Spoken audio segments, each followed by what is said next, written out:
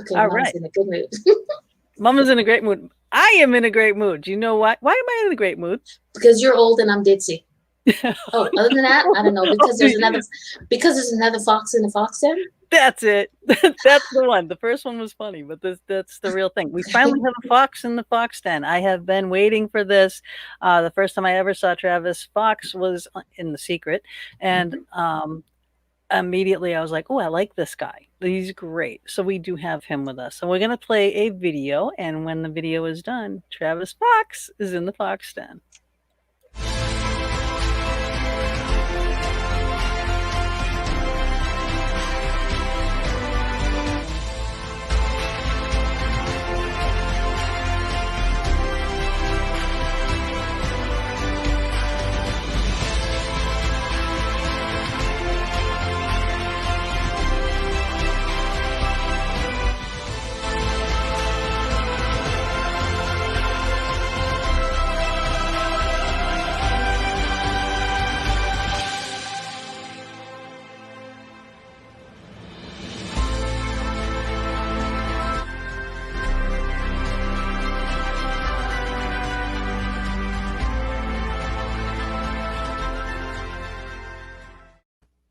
And here he is, live in person from his car. He had We an made emergency him tonight. pull over and get. You cannot stand up the ladies in the fox den. So we made him just. Yep, he had to take his son to the airport. It was an emergency, so we understand that. So it was either he could be late or he could be in the car, or if you want to, talk my way in the car. Because I don't have Oz from Massachusetts. But yeah, so we are so thankful that you did do this, that you pulled over and and are with us. Hi Ashley, hi Debbie. Hey, you guys, we love you. Share the show. All right, so Travis, Dr. Travis Fox, he does so many things. We were talking right before the show. Actually, we were talking about paranormal stuff. I didn't even know that he had any clue about any of that stuff. So that was really kind of a. So again, I'm clueless in this connection. No, you are not. I love you anyway. You're learning, but no, you're not. But we're not here to talk about paranormal. Maybe it might go there. You know what'll slip in. It's always in. Who knows? Who knows? It could go there. Always does. Hi, Michelle.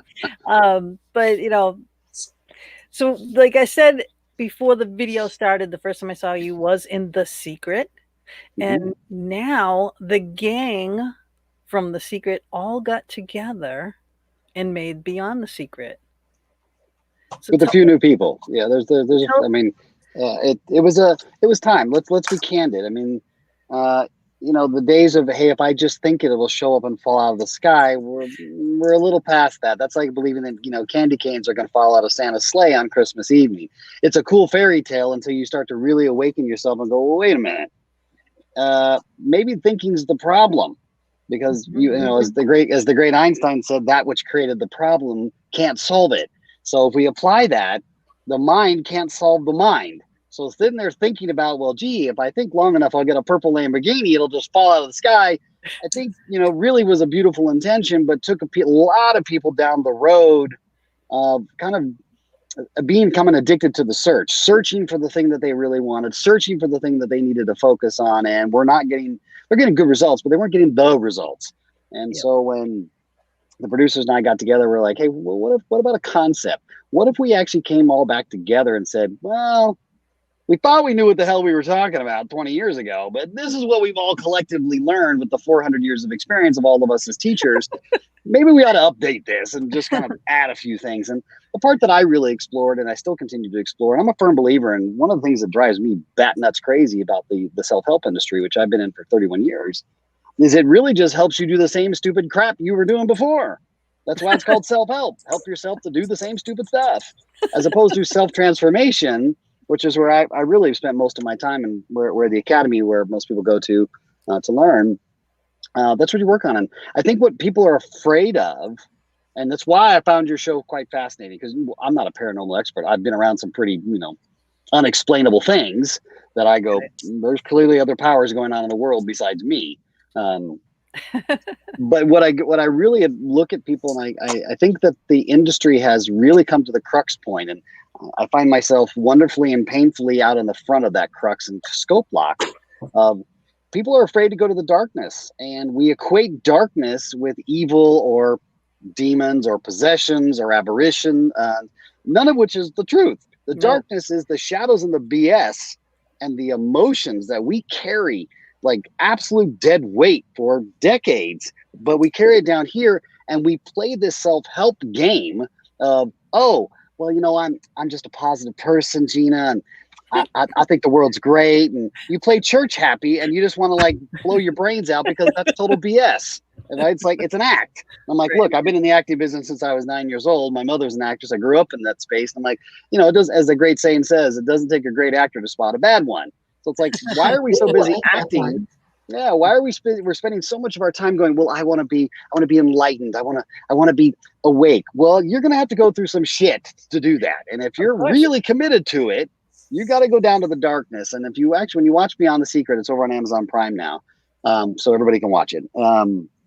That's really the part that I played and was really adamant about going, you know, this whole kumbaya thing is really great. And there is a kumbaya experience. Once you've cleared your cup of the shame and the guilt and the anger and the lies, woo, we are really good at lying to ourselves. We are the best hypnotists on the planet. I mean, and people go, oh, I'm an honest person. I'm like, as soon as someone tells me they're honest, I'm like, you're full of shit. I'm like, no, you're not.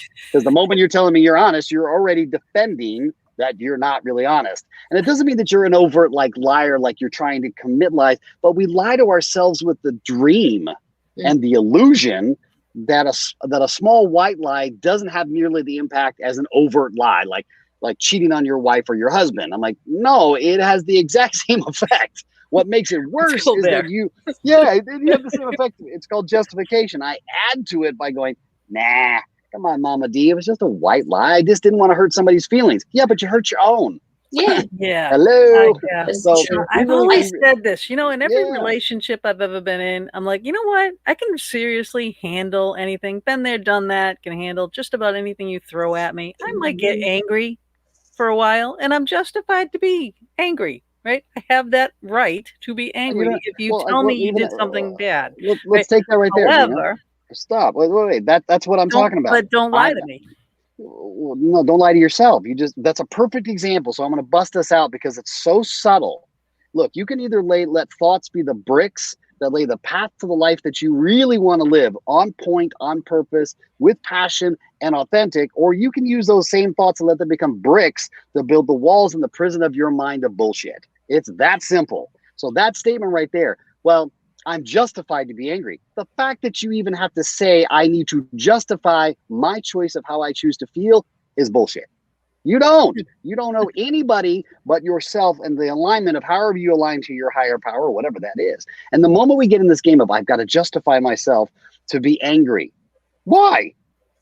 It does not feel good. End of discussion. I'm pissed. Boom. There is no other reason. It does not feel good. I don't like how I feel. Well, I'm upset. Those things. But to some people, I have to say that too.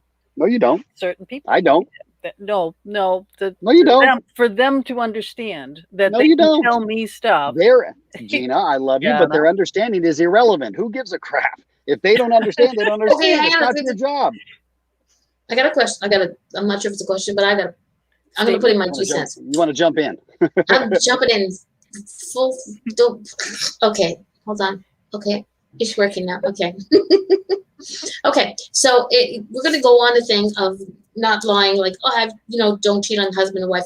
What happens if somebody is in a marriage that it's still, the wife is terminally ill and the husband finds somebody else, be it a man or a woman. They're not going to tell the wife because she's terminally ill. That's a lie of omission because you're not telling, but you also know that you're not going to tell that person who's ill because it'll make them feel worse. See, that's an okay, for me, that's an okay-ish thing. Because you're dying tomorrow. I'm not going to tell you today, hey, before you croak, I'm going over to bang boots with so-and-so. All right, Mama D. Let's play. You want to play? This is just my game, Huckleberry. Let's play. Okay. So everything you said right there is really cool if that's really your truth. I'm not convinced that it is just by the way you framed it, but who gives a crap what Travis Fox thinks?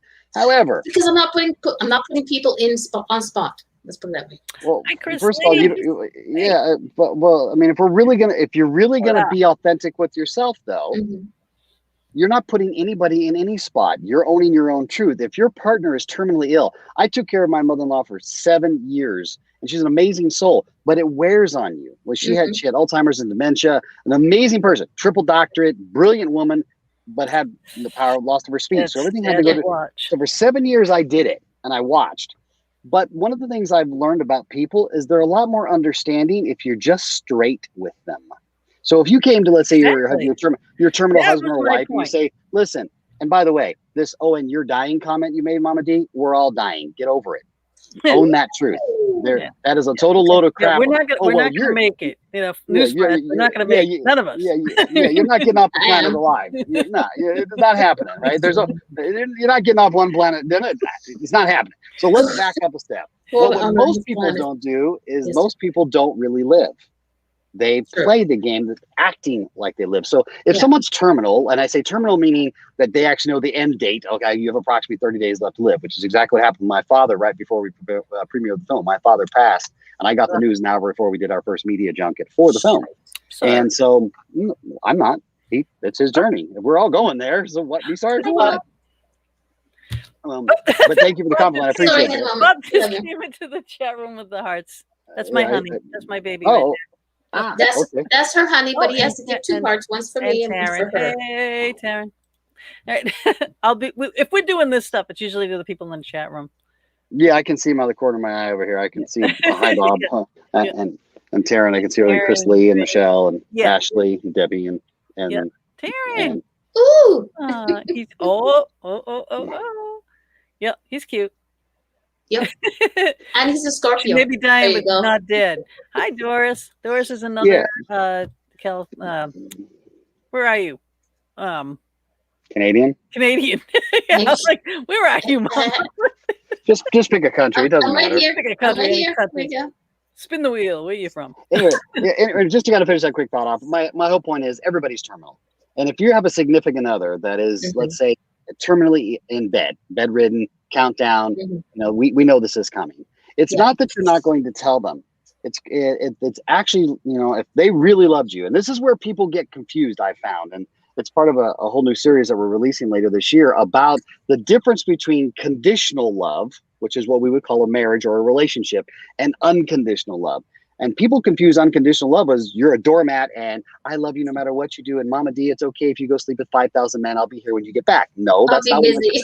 I'll get real busy there. Yeah, that's not what unconditional love means. Unconditional love is a completely different concept, both for yourself and for somebody else. So, significantly, if my significant other was in that space and they love me enough, they would understand that I'm having a physical relationship. And in some cases, I'm actually working through the loss of my unconditional love with a conditional love. Now, is that a recommended path? I don't know. Who the hell am I to tell you what to do? You're going to have to feel your way through it. But to not tell the truth will eat you alive. That's the problem. And it's not a truth of like, I need to go to confession, Lord, forgive me. What I'm talking about is owning who you really are. Because we are good. You guys talk about the paranormal. I'm like, how about the black crap that's still rolling around inside of you? Like the anger, the guilt, the frustration, the shame. I'm not good enough. What if people find out I'm a freak? What if they find out I'm a dork? What if they find out I like to stick my finger in my ear and do handstands, whatever the hell it is. But people freak out and they live their whole lives under the ideology of if someone finds out while they're trying to keep up with the Joneses. And it's like being ripped apart at the seams. And so part of what, I've been really diligent on, especially with all of our students and our clients around the world going, hey guys, time out. We got to clear the cup. We got to get to the truth. Not this, gee, I was really hurt and he's an a-hole and she's a this. I'm like, stop. It's us first. We got to clear this first. Because if we're not the architect of our own life, then you are subject to the whims of what's going on up here. And that's pretty insane because, your mind's a playground of all kinds of fun things that can go on. And usually they have nothing to do with what you're interested in. So just food for thought. That's really what we did with the film, was to take it to that next level and go, what if we took these actionable steps that we thought we knew and we expanded our thing for the last 20 years, and then you take it from there. And really my part was what I call the beautiful darkness. And it is beautiful because when you go there, there is a cathartic release. There is the truth. And there is finally a release of energy that I've been holding on to and protecting and guarding. What if somebody finds out and I'm not really happy, but I act happy because, we're all actors, by the way, because everybody should get a damn Oscar for the bullshit they do in their life every day. I'm a card carrying member and I'm in the business. Right? And so it's when we really look at that, and then you get to laugh at the absurdity of some of the things we do to ourselves. And then we wonder why we're not happy. And we wonder why we have a divorce rate at 70% in the United States. And we wonder why we're unfulfilled sexually, we're unfulfilled psychologically, we're unfulfilled emotionally, and we're damn sure unfulfilled spiritually because we're playing church, we're playing religion, we're not really connecting. And that's what I loved about your show, is because it does at least threshold and say, hey, fine, whatever you want to believe in is your higher power, but let's agree there's other powers out there, and whether you classify them as good or evil is going to be based on the ideology, the religious construct by which you arrive at that. Because that really comes down to energetic space. Religion. I mean, all religions in my How do you really feel, Gina? I mean, just get it out. They're all based on the same thing. It's just, it's like there's one central concept for religion. There's a higher power, right? So, okay, but everyone says, oh, I agree with all that, but I don't agree with this. So we'll go over here and we'll do all of that, less that, and this is us. And then this group says, oh, well, I agree with that and that, but definitely not any of those things or those things. So we're going over here, and that's all it is, Well, so, and let's get that in. Let's break that down to simplicity, because I've traveled the world 3 times. I've sat with every major religion: Christianity, Judaism, Islam, Krishna, Taoist, Buddhism. I've studied with them all and said, wait a minute, there's only 2 things that come out of here that everyone's going to agree on. One, you're not getting off the planet alive. I don't give a crap what you believe in. You're leaving dead, period. Right? The second one is everything in modern day religion across the board will begin with I am. Okay, but I am is a part of who you are. You are the I am. Every major religion says it. So the relationship with ourselves is really our own ideology and our own ego that separates us from what we call God, or higher power, because they were separating from ourselves. That's the beautiful darkness from here to here that we've got to journey through. And while it doesn't seem like a big journey, it's a journey of a lifetime. You're going to be peeling layers off. But the beautiful thing is, the quicker and more aggressive you are, and I don't mean in anger, I mean aggressive of, this is really important to me. It's amazing what happens when you're finally just being really real. I don't mean this is a slippery slope, as Mama T just gave us a perfect example of, well, it's a white lie, but I'm like, what do you mean it's a white lie? It's a freaking lie. Just call it what it is. I didn't say it was bad. I didn't say it was a lie, because you're not being honest with yourself. The other person's just a reflection of you. When you really own it and go, I'm just being a bullshit artist because right now I don't want to deal with me, so I'm going to lie to you so I don't have to deal with you and me. Because that's easier. That's a simple. I can bullshit you because I can get rid of you. I can walk away. I can go get in the car. I can leave. I can break up with you, but I can't get rid of me. Wherever you go, there you Wherever you go, so, there you are. That's it. That's it. When you start diving into it, everybody has it really easy to do this. Point the finger at someone else, but never this. Can't go one of the things I love that we've done for years is we really ask some really powerful questions, but we ask them in such a way that it really gets past the conscious BS and gets you down to the subconscious and what we call the ET level, the emotional traumatic level. When you get to the ET level, there's nowhere to run. The question is, are you just ready to look? It just, like the video you showed me before we started the show, you're looking into this beautiful light. It's all kinds of light. It's the prisms of light, the rainbow of light, if you want to use that term. And yes, there's a few dark spots in there, but to classify them and say this is demonic or this is evil or this is that, well, of course you're not going to dive down there, because then you're going to go down and reap the devil within yourself. And I'm going, time out. The devil's not a pitchfork. The devil's not this thing that we have personified in Hollywood. The devil is the bullshit you tell yourself every single day and then tell yourself you're happy. Right. That's hell. You want to know what hell is? That's hell. It's right there. You do this. Now you have so many little videos on YouTube. There's a ton of them, and you can follow him on all the social medias right there at Travis Fox 360. So on all the social medias, you can, put that in and you'll find him. Just go to YouTube, put in Travis Fox, and you will see all the stuff that comes up. But your program, your academy, right? The Architect Academy there is amazing. But I do love the videos. And what was I going with the video for? What were we talking about? You were talking. Oh. Well, we have a memory program. You want to check that out? Yeah, I need that. Yeah. I have craft. We actually do. She's the dicks. I'm the old one. There we go. The only problem with the memory program is you got to remember to use it. What happened? I said the only problem with our memory program is you got to remember to use it. So if you don't remember to use it, well, you're screwed. No, but there are all these videos though that you can go and you can see, and one of them you talk about subconscious and how the subconscious we sabotage ourselves with our subconscious. Absolutely. So that's basically like all the stuff that's saying.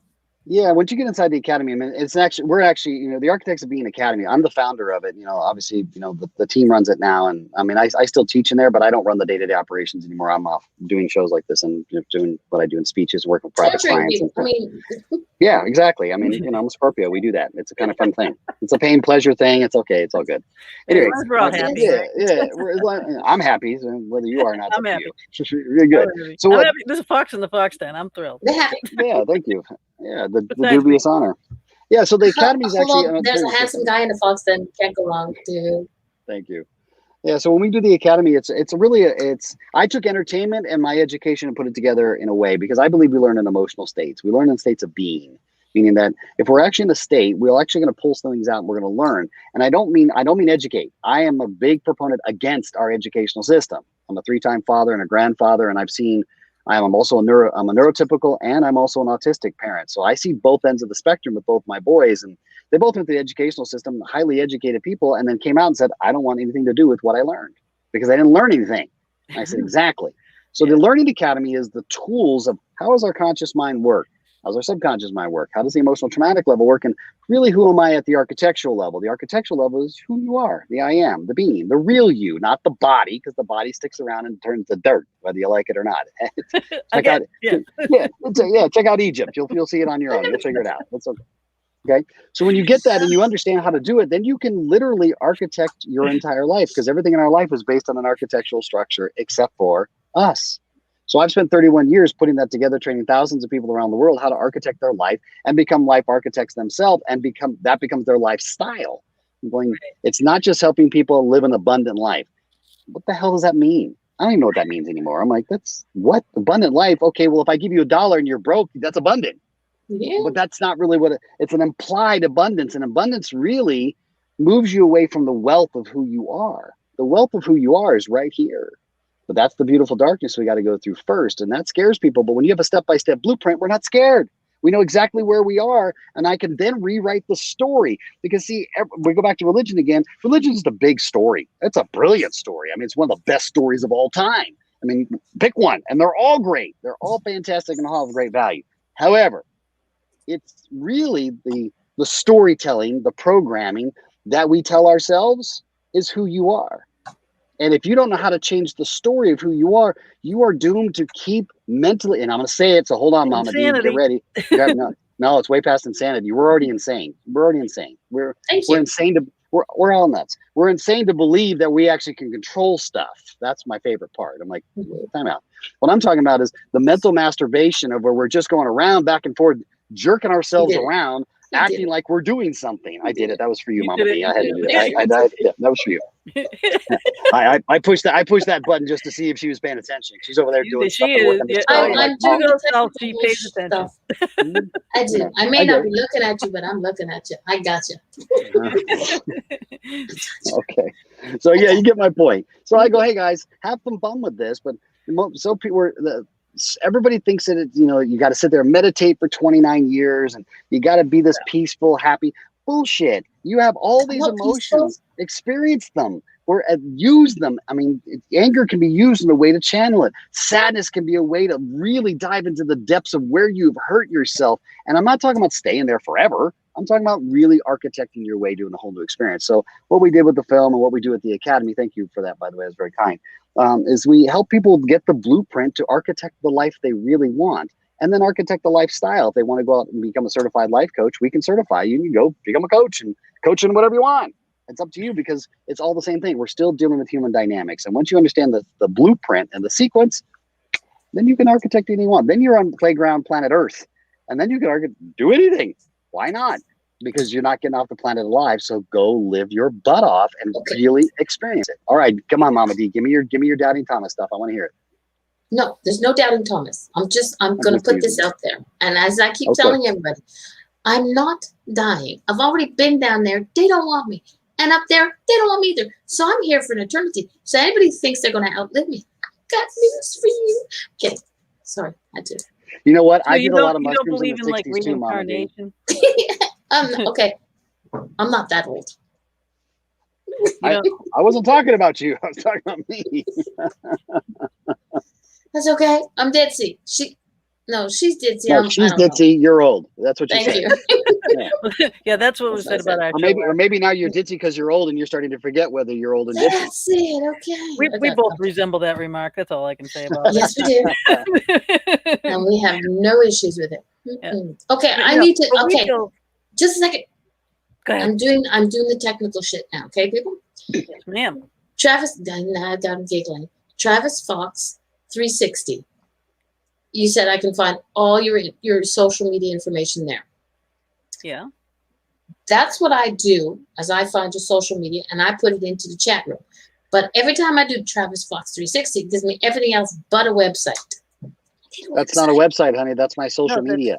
That's just social media. Yeah. Do you have the question is, do you have a website? Michelle? She's funny. You're funny. You're hilarious. Do I have a website? Of course I do. What's the website name so I can type it in? If you want to look me up personally, it's travisfox.net. There we go. That's a website. Travis Fox. Next time I'm just going to talk to Michelle and leave you out of it. No, the Travis Fox 360 is all my social media: Instagram, LinkedIn, Twitter, TikTok, all of those. So, and Facebook, obviously. TravisFox.net is the website about me. If you want to learn about the Academy and how you can change your life, you're going to go to BTU, that's Boy Travis University 360.com. And that's where you learn about the university, how you can, and how you can actually. BTU, yeah, Boy Travis University. Or it actually stands for Bigger Than Us, is what BTU stands for. It's Bigger Than Us, 360.com. Oh, that's easy. Okay. There you go. Now we got them all here. And you're in there. Boom. So bang, now you bang. can see them on the screen. And I am going to say this just because if you are listening to our Anchor FM venues after the show is done, and if you're just listening, go to our YouTube channel and watch it so you can see all the links and you can see the handsome Mr. Fox and the Fox Den. Don't make me have to come and find you and kick some butt now. Go sign up on our website. Yeah. On our YouTube site. Yeah. Sign up on YouTube. But he sounds like he's really afraid of me, right? Like I'm in the States. You can't find me. I got connections in high and low places. We started this whole thing. While you're down there in the low places, let me know. Okay, fine. It is good. This is one of them shows. We dove into this show like knee deep, and I didn't even start way at the beginning. Poor Gina's trying to be professional. Mama D and I are just making a mess of this whole show for you. So you just keep trying to keep us on track. That's what they're used to. The shiny ball. I know. I see the shiny ball. I like the shiny ball. I love the shiny ball. But let's reel it back. But seriously, we dove in like knee deep, and we were like right into everything. But let's get back to your beginnings, though. How did you get into this field? Who did you look up to? Who was your mentor? Where'd you go to school? All that kind of stuff. Where'd you start? Yeah, that's kind of a long story. The simple short answer is I actually started it when I was 9 years old. My parents got divorced when I was 9. I lived in Japan and Germany for the first basically 9 years of my life. My mother was an actress and a model, like I said, and was working with John Casablanca's Elite agency and was doing very well. And my father, who was a fighter pilot, so if you ever saw the original movie Top Gun, that's not how it turned out. It turned out like wham, just like that. So at 9 years old, I'm a bihemispheric, which is a really fancy way of saying I have a total left brain develop and a total right brain develop because my father was complete left brain, completely emotionally disassociated, dissident of all things, just very logical driven, right? If it didn't make sense to him, he was just a blamer personality. My mother is a complete creative, the complete opposite. I mean, just super creative, really understood the ability of emotional structuring. So you can imagine their conversations were unique. Interesting. Yeah. And very interesting. Yeah. Kind of like my house. Not dull. Yeah, not Yeah. dull. So my father wanted me to be a PGA Tour professional golfer and put a golf club in my hand when I was 5 years old. And I was just kind of a natural. I was just kind of a thing. My mother, you should see my first golf experience was hilarious. I'll tell you about it after. Go ahead. Yeah, no problem. Yeah, I coached 10 years on tour, and I've worked with major names like Jose Maria Lozabal, Michael Allen, NB Park, Chris Stroud. Did years on the tour, and it was proving the theory, which goes back to your question and why I brought it up. So when I was 17 years old, and you guys have heard this saying, so I'll just say it as it's cliche, but there's your plan and Great Spirit's plan, and yours doesn't matter. Well, I was that too. My life was all planned out. My father wanted me to be a PGA Tour golfer. My mom wanted me to be more in the acting business. I started when I was 9. I started doing runway modeling when I was 9 years old, and was natural of both. So I was just trying to please both parents and just do me. And next thing I know, there's great plan, and I did what I swore I would never do, and I fell in love, or what I thought was love at the time, and became a father. Well, that kind of was rough on your golf game. I mean, instantly rough on your golf game, because I had no clue what the hell I was doing. I was completely emotionally immature, over my head, and even more so, I had an emotional breakdown because the mother of my child did a midnight run, and she took off with my kid, and it shattered me. It shattered me in a way I had no concept, no clue. All of my mental training had gone right out the window. And to answer your question, who was the first person that really influenced me, which is why the Beyond the Secret film was so important to me, was Dr. Dennis Waitley. Dr. Dennis Waitley, The Psychology of Winning, I read when I was 13 years old, and it made an impact. I mean, this guy was a hero to me, and then to be able to stand next to him as a fellow professional and have him say, "Hey, Travis, give me the compliments he gave me through the film," and to be able to stand next to him shoulder to shoulder, obviously some 45 years later, was an amazing hero's journey. But Dennis is the one that actually started my journey, but was not my direct mentor. I had an emotional breakdown, and I went into college as a real estate major. Golf and real estate. There's a stretch, right? I mean, well, hey, they have real estate on the golf courses. You can do that. Oh, absolutely. It was by design. The whole concept was, I was going to win the Masters, and I was going to do what Mr. Jack Nicklaus and Mr. Arnold Palmer had done and become a golf course. I mean, again, my life was all planned out because that's how my father thought. This is 40 years of work, and you retire, and then you do another 10 years, and then you retire, and then you basically die, which is what my dad exactly did. He followed his own plan. And I went, okay, I don't agree with that plan, Dad. I want to go experience everything because I just choose to. Anyway, long story long, I have an emotional breakdown, and I go to the psych department, and they wanted to do a Freudian model with me. They wanted me to hey, how's your mom? How's your dad? I said, I don't give a crap about my mom or dad. I need to know why my golf game has gone to crap. My life is falling apart. My identity, who I have believed myself to be for the last 15 years of my life, just fell apart. And I've got this child out in the world. I have no idea where this child is. I'm a bloody mess, and I need to get my head out of my ass now, right now. And it didn't really stick. And then I met my mentor, Doc, and Doc came to me and introduced me to subconscious modalities. He introduced me to the shadow work, and he said, this is where the truth is. This is what you have been hiding and not working on. And it was the most beautiful Pandora's box opening, if I mind that analogy. When I opened up Pandora's box, 2 things happened. It was the truth came out of me. This is the work I really want to do. This is what I'm called to do in this life. I've known what my passion and purpose was since I was 19 years old, and I've been on ever since. And I dedicated everything. I switched my major. I dropped golf. I went back to my father and said, Dad, one of the things I've learned is I'm playing golf for you. I'm not playing golf for me. I'm good at golf. I like golf, but I don't really love golf. And you got to love it to play on the tour because it's work. It's a grind.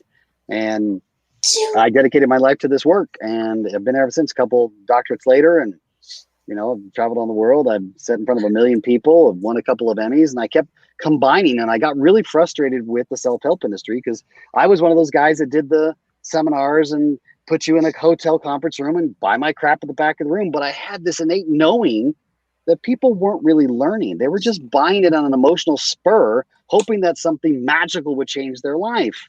And I went, but that's not the work we need to do. And so what I've found over the years is I just slowly kept combining my entertainment and my education together and brought a way for people to learn the skills that they really need to transform their lives, as opposed to just keep going around in circles and, you know, staring at ceiling fans at 3 a.m, wondering why they can't really make change, why they can't master their body, why they can't master sex, why they can't even master just being the truth with themselves. And the problem is we're with ourselves 24 hours a day. And yet we don't teach these to the kids and anybody, and that's become the impetus of my work. So that's where we are 31 years later. Okay. Now the point that I want to make out of that, oh, look at Mary Jane says, bless you, mama. I don't know why she mutes herself. She just goes, Thank you. so I don't know why she does it. I mean, it's not like, you know, I would blow the freaking speakers out of everywhere, but she just goes, anyway, the point that really kind of comes across to me when listening to that story is, I think, and everybody does this, hits rock bottom before you change, before you see a different style, before you see a different view, before you see a different way. You know, why is that? Why do you have to lose everything or be that down and out before you have this epiphany? I mean, you know, people, if you go and listen to some of these videos and watch some of his videos before you hit the rock bottom, you might be able to change your life. You know, like, why do you have to go there?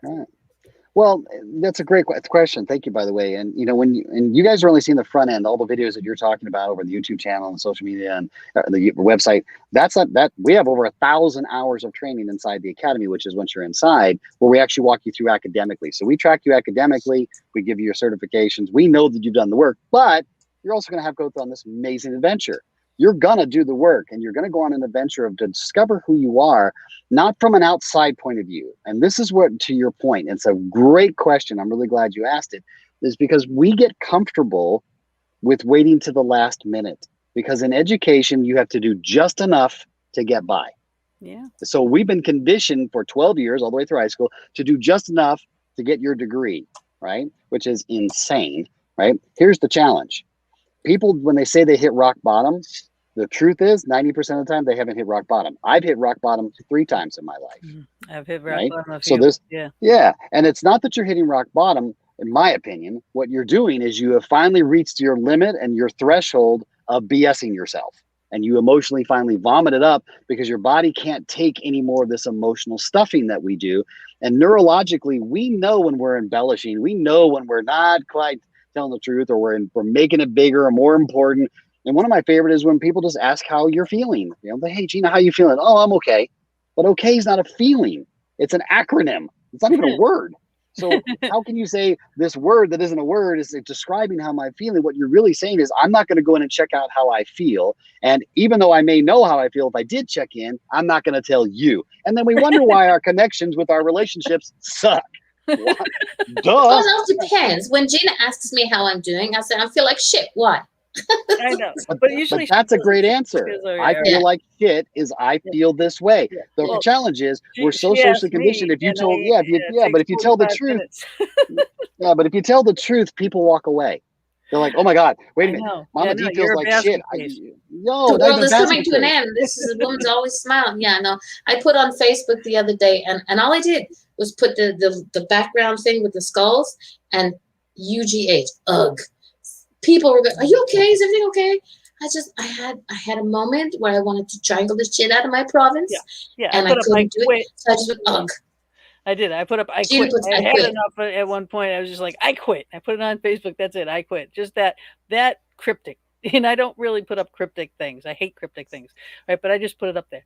The comments, I had to delete it, obviously. You know, it was just that I was upset. And I just, you know, I was like, I had it. You know, I was like, enough. I'm done. So long as she doesn't quit me. And I got over it. I'm all right. I deleted it. It's like, I'm okay. You know, I'm all right. I'm here. I'm alive. I will never delete shit. But the issue is, I say what I say and people don't like it. I had once jokingly, half jokingly probably, I said, I think I'm taking up drinking as a hobby? As a hobby. I got a private message from somebody who said that it's really not a good thing to say. You're Mama D. Everybody looks up to you. It's good. And you know, it's not a good thing to, I was like, it was only like half truth. I wanted to drink. I'm useless when I have one drink, a sip. I go straight to my knees. 5 minutes later, I'm out cold like a light. I can't survive that, But it was just funny because people thought it was, some people thought it was like, are you serious? You're going to take up drinking as a hobby? Yeah, sure. Not. Yeah, like I would never let her do that because then I'd have to mute her in 2 seconds. You really Wait a minute. Wait. Let's play some mind foxing games. You might use the pun of my name in this show. And it's also one of our shows that's called Mind Foxed. And it's a show of how we actually just BS ourselves, and we call it mind foxing. And like then when you said, hey, I'm going to take up drinking, we automatically assume you mean alcohol. You could have said, hey, I'm going to take up drinking green tea. You didn't say what you were going to drink. Okay. We jumped to the assumption that you were going to turn into a basket case, that the world was going to fall apart as opposed to, I think I'm going to take up drinking green tea. Oh, well, why didn't you say so? Yeah, and I always go, well, not even cryptic. It's assumptive. We assume we know what you're thinking. Yes, but when you assume, you make an ass out of you and me. There we go. Well, and also that, again, you're not connecting because then I'm projecting on you. No, because if Mama D starts drinking, well, then my codependency on you is all screwed up. So you can't drink because I need you to be there for me, Mama D. It has nothing to do with you. Okay. What's wrong with you, you selfish woman? You can't drink. You'll screw up my life. What the hell's wrong with you, selfish person? Unbelievable. No, let's correct that. The word is not selfish person. I'm a selfish bitch. Beautiful, intelligent, talented, creative, and hot. No, stop. Much. You're not even selfish. I'm going to bust that up. For all of the listeners, let's save a lot of time. You guys want to know how to architect your life? This is self-centered. This is centered in self. Centered in self is a beautiful thing because you know exactly who you are. You're super comfortable. You're open. You're loving. You experience your life fully, unafraid, unashamed, unguilty. Just express. It doesn't mean you have to be a rude schmuck. It just means you are. But when we're up here, you're being a knucklehead. I mean, because there's 40 different personalities running around. It's like going to one of your haunted mansions. There's all kinds of people talking, and none of them are you. It's like, wait a minute. I know. I'll stop and listen to them. Yeah. But I might interrupt and say, "Wait a minute." It's great. It's great entertainment. If you want to be entertained, just go listen to the crap that's going on in your head. You'll all be entertained just fine. You don't need to go to the movies. There's all kinds alone of stuff. when we're alone. You know what I'm saying? I do. Crank up the music and sing like nobody's watching. Yeah. Well, that's even if they are watching. A lot of people, they go, "Oh, I can't meditate because the voices in my head don't stop." But Gina, that's an exact thing right there with the self-help industry. The self-help industry said, hey, you guys need to meditate every day because it does blank and blank and blank. All that. But to say that the voices in your head are going to stop is crap, is total bullshit. It's not going to stop. What you're going to do is how you choose to participate with it. And there's a very specific structure you can do. In fact, it becomes this beautiful prismatic of your mind to let your voices go wherever they go. It has nothing to do with being centered in self. This is self-centered. This is centered in self. I'm going to let my mind do whatever the heck it wants to do because it is the problem. So hanging out with the problem begets more problems. The solution is down here, but I've got to go through a few other things commonly called emotions, which generally scare the crap out of people. People say, I want to be in love. Okay, all right, let's talk about that. I want to be in love. Okay. Are you? Yes. How do you know that? Because I'm cute and I'm adorable. Nobody else can put up with the shit I did. Again, like I said, she's never quite alone. Never, darling. There's a lot of material there, Jim. I'm gonna leave it right there. I mean, we could end up not just in the fox den, we can fit in the fox hole. So we're gonna leave it right here. I'll let you guys figure that one out. That's a whole other show. That's after 10. Yeah. That's the pay-per-view version. You can pay-per-view on that one. Was it just Friends? What's that new thing that Facebook has going out? Only Friends or Friends Only channel? Yeah. What? Wait. Yeah, Mama tells me everything late, right? I don't know. There's this thing on Facebook. It's Friends Only. It's like a private group where people pay you so they come in and watch you do whatever you do or say whatever you say. It's like Clubhouse on steroids. It's like Pornhub on Facebook. Oh, Jesus. And then there's that. And then there's that. And who knew? Hey, look, now I just discovered things you learn on the Fox 10. It's still family hour, that Pornhub is based in Canada. Actually, it's based in Montreal. What the hell? And they didn't ask me to join.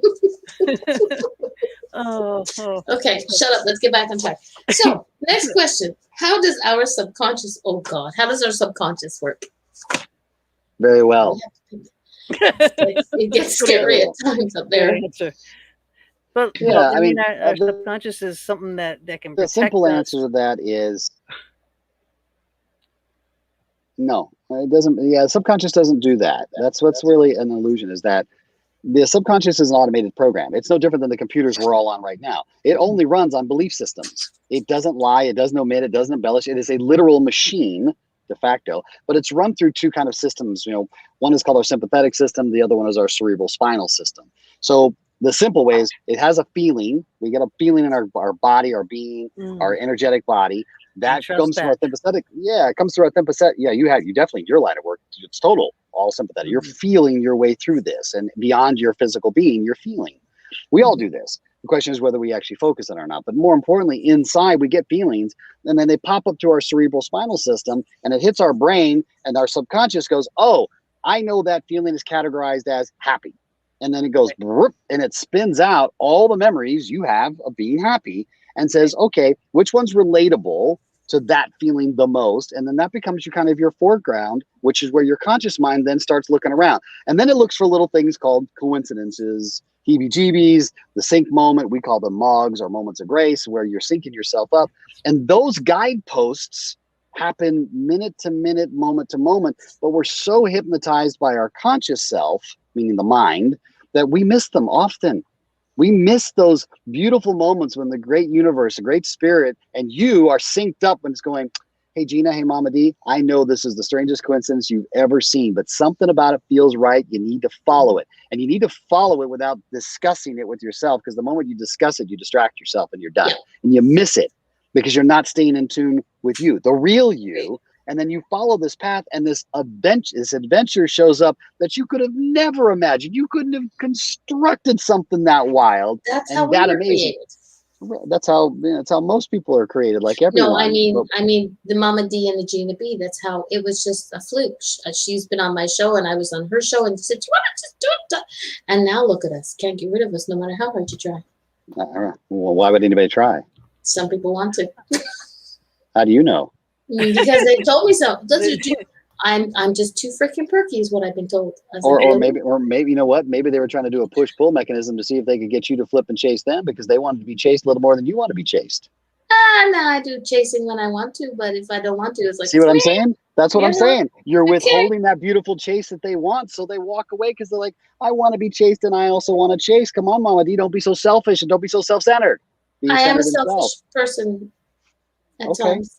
Okay. All right, so it's all about you. I get it. I understand. Damn straight. No. You got to take care of Mama first. What's up, Gina? No, not at all. She takes care of everybody. Everybody calls Mama fast. Well, as soon as I saw Mama D, I kind of put the math together. I'm like, got it. She's the go-to. Got it. She is. She is. Everyone, you know. Me and my butterflies. Y'all be foxes. I be butterflies. So. Yep. Yeah, she brings all her wisdom to her people on the wings of a butterfly. I'm always saying, but. And Travis is going, I'm living now. Not at all. You are by far not even close to scaring me. I find you quite fascinating, because I can see already the 4 or 5 different personality parts you've presented.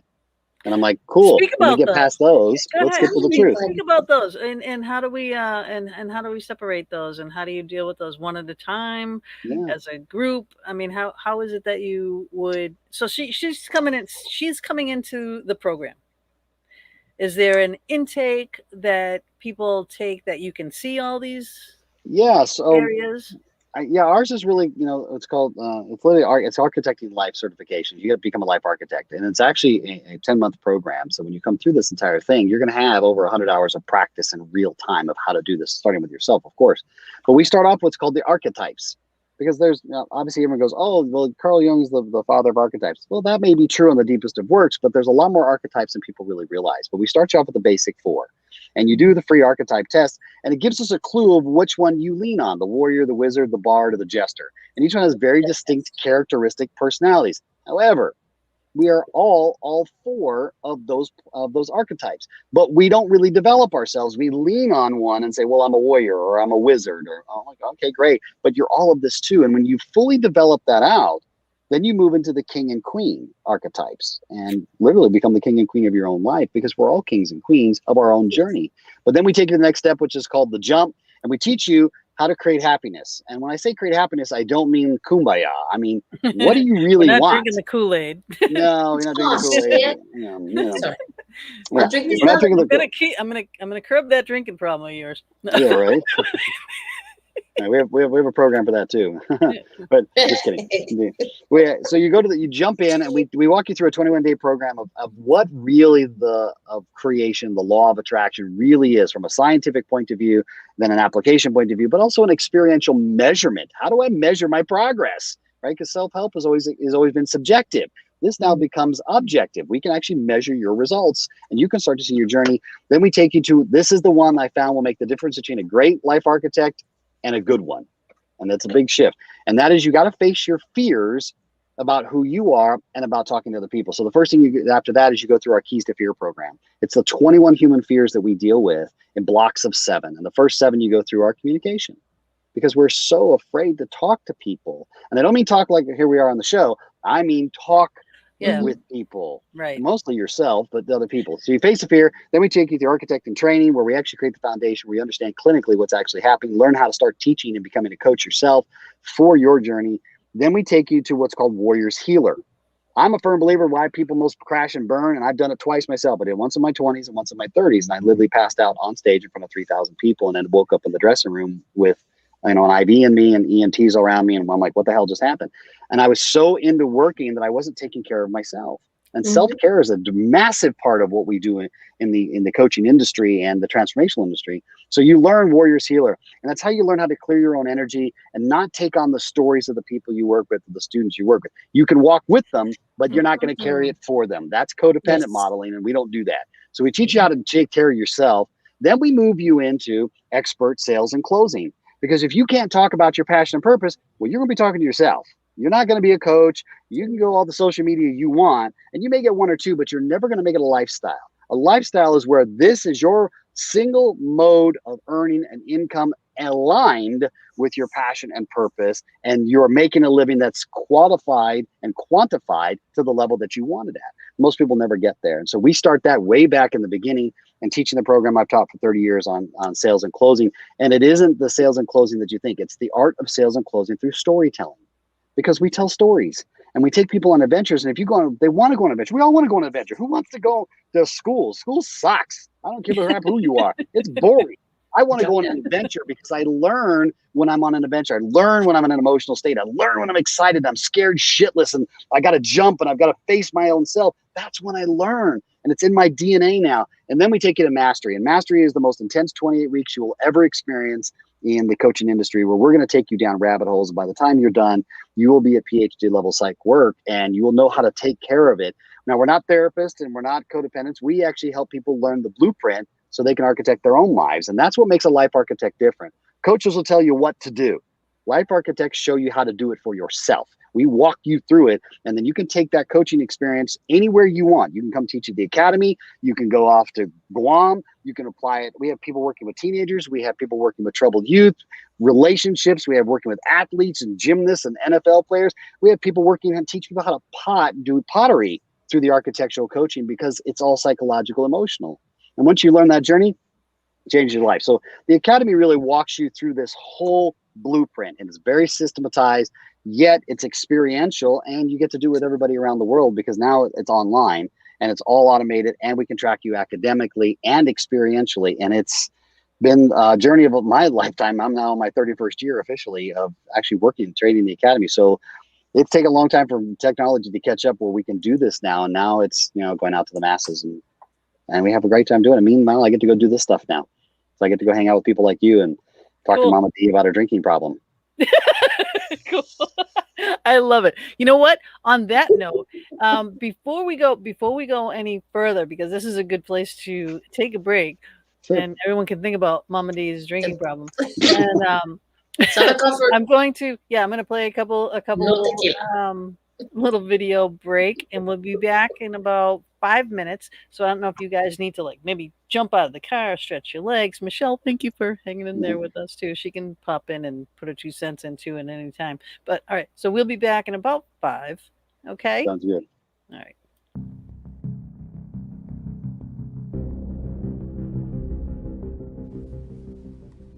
The Fox Den is now proudly sponsored by Vortex Ghost Gear, one of the leading fabricators of paranormal equipment.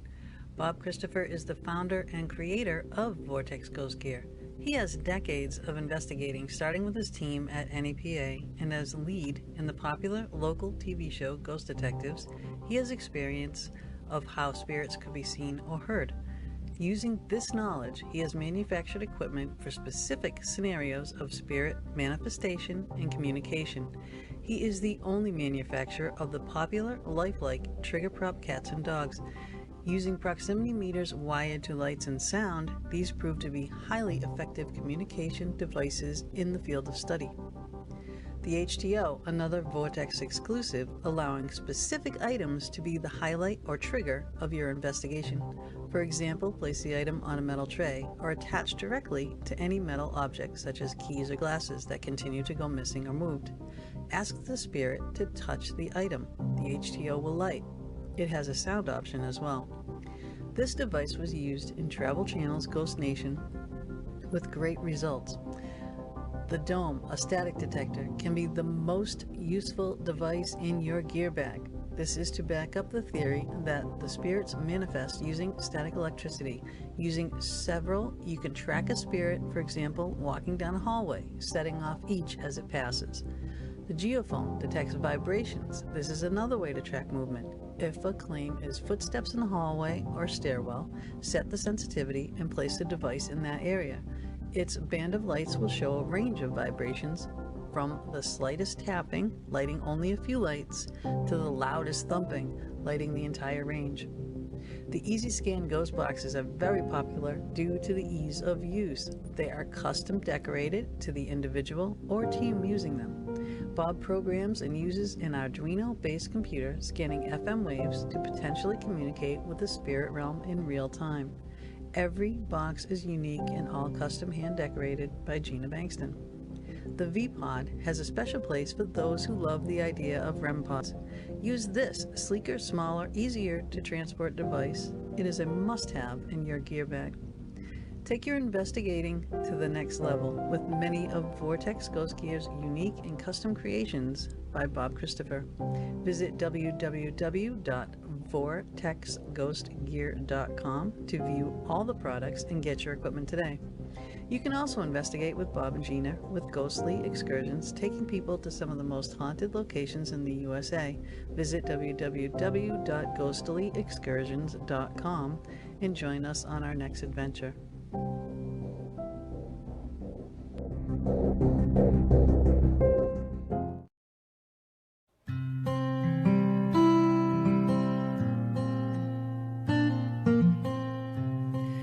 Hello everyone, I am Gina Bankston, proud host of the Fox Den with Gina B and Mama D, airing every Thursday evening from 8 to 10 p.m. Eastern Standard Time. You can watch on my personal Facebook page and our YouTube channel, as well as our many growing Anchor FM venues such as Spotify, Apple Podcast, Spreaker, Breaker, Overcast, Pocket Cast, Radio Public, and more as we grow. We are also doing occasional pop-up free mini reading shows and shows with special guests on other days and times. You never know when we're going to do a show. So go on over to the YouTube channel, The Fox Den with Gina B and Mama D, subscribe and hit that notification button to never miss a show. Why am I making this video? Well, quite simply because I make all my own show ads and bio videos for my guests, and many of you have asked if I can do this for you as well. Well, the answer is yes, and I'm calling this P-Fox Advertising. I can make you a banner, picture ad, or a video ad for you, your products, services, or events. Treat your guest special with a bio video ad if you're like me and doing your own podcast. Or if you're going to be a guest on a podcast and you want your own special opening video using your own voice or mine. You can also run your ad on the Fox Den. I can create the ad, or we can run your pre-made ad. You can also be a sponsor of the Fox Den. If you choose to run your ad on the Fox Den, for the shows you book, the ads will be seen and heard live on YouTube and Facebook, as well as our Anchor FM venues. Prices vary for content, duration, type, lengths of time, and that's it. So what are you waiting for? Contact me, Gina B, at gbfoxinvestigates@gmail.com.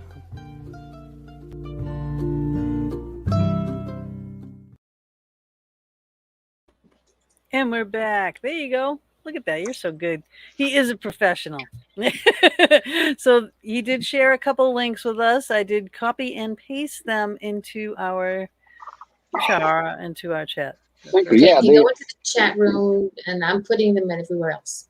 Some people can. Yeah, the opt-in one is one you really want to start. Listen, it's the first 5 steps of how to create happiness for real. Not, hey, if you think of all this guy and just, change your thought direction, you'll feel happy. But a real bona fide 5 steps and understand why our brain does what it does. And then it can walk you through our create your happiness experience, which is a 12-step system we go through. It's only $47. It doesn't get any better than that. And that walks you through almost 2 hours in step-by-step blueprinting and a preview of what we do in the Architect Academy and how we help people architect their life or become a certified life architect themselves. And the other one's a YouTube channel where I just talk about everything, because I get questions. Everything, yeah. People can send you questions and you sit there and you answer them. I do. Like toxic people. That was one of the ones that I had watched you do, and I was like, oh, that's a great one. I wanted to bring that up here, right? Sure. Because people were always saying, oh, don't judge. You're so judgy, Blah, blah, blah. But how are you going to, a judge? How are you going to not judge? If you're looking for a toxic person in your life, of course, when you meet someone, you judge them instantly on, that gut feeling. So your intuitive thoughts come through. That's your first thing. If the little hairs stand up on the back of your neck, and you tend to want to back away. Usually there's a reason. Run. Usually there's a reason. But you do talk about that, and how is it that you can spot a toxic person? Because a lot of people can't. Oh, the simple answer: look in the mirror. Oh. I'm not toxic.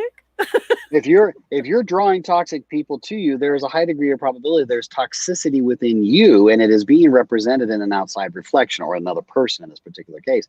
And and I'll use this language again, having the authenticity to go, the reason why I'm upset by this person is because there's something that I'm not working on in myself. Now, that doesn't excuse their behavior, and it doesn't mean you have to hang out with them, but you can spot it and take ownership of going, time out. There's a reason why toxic people keep showing up in my life.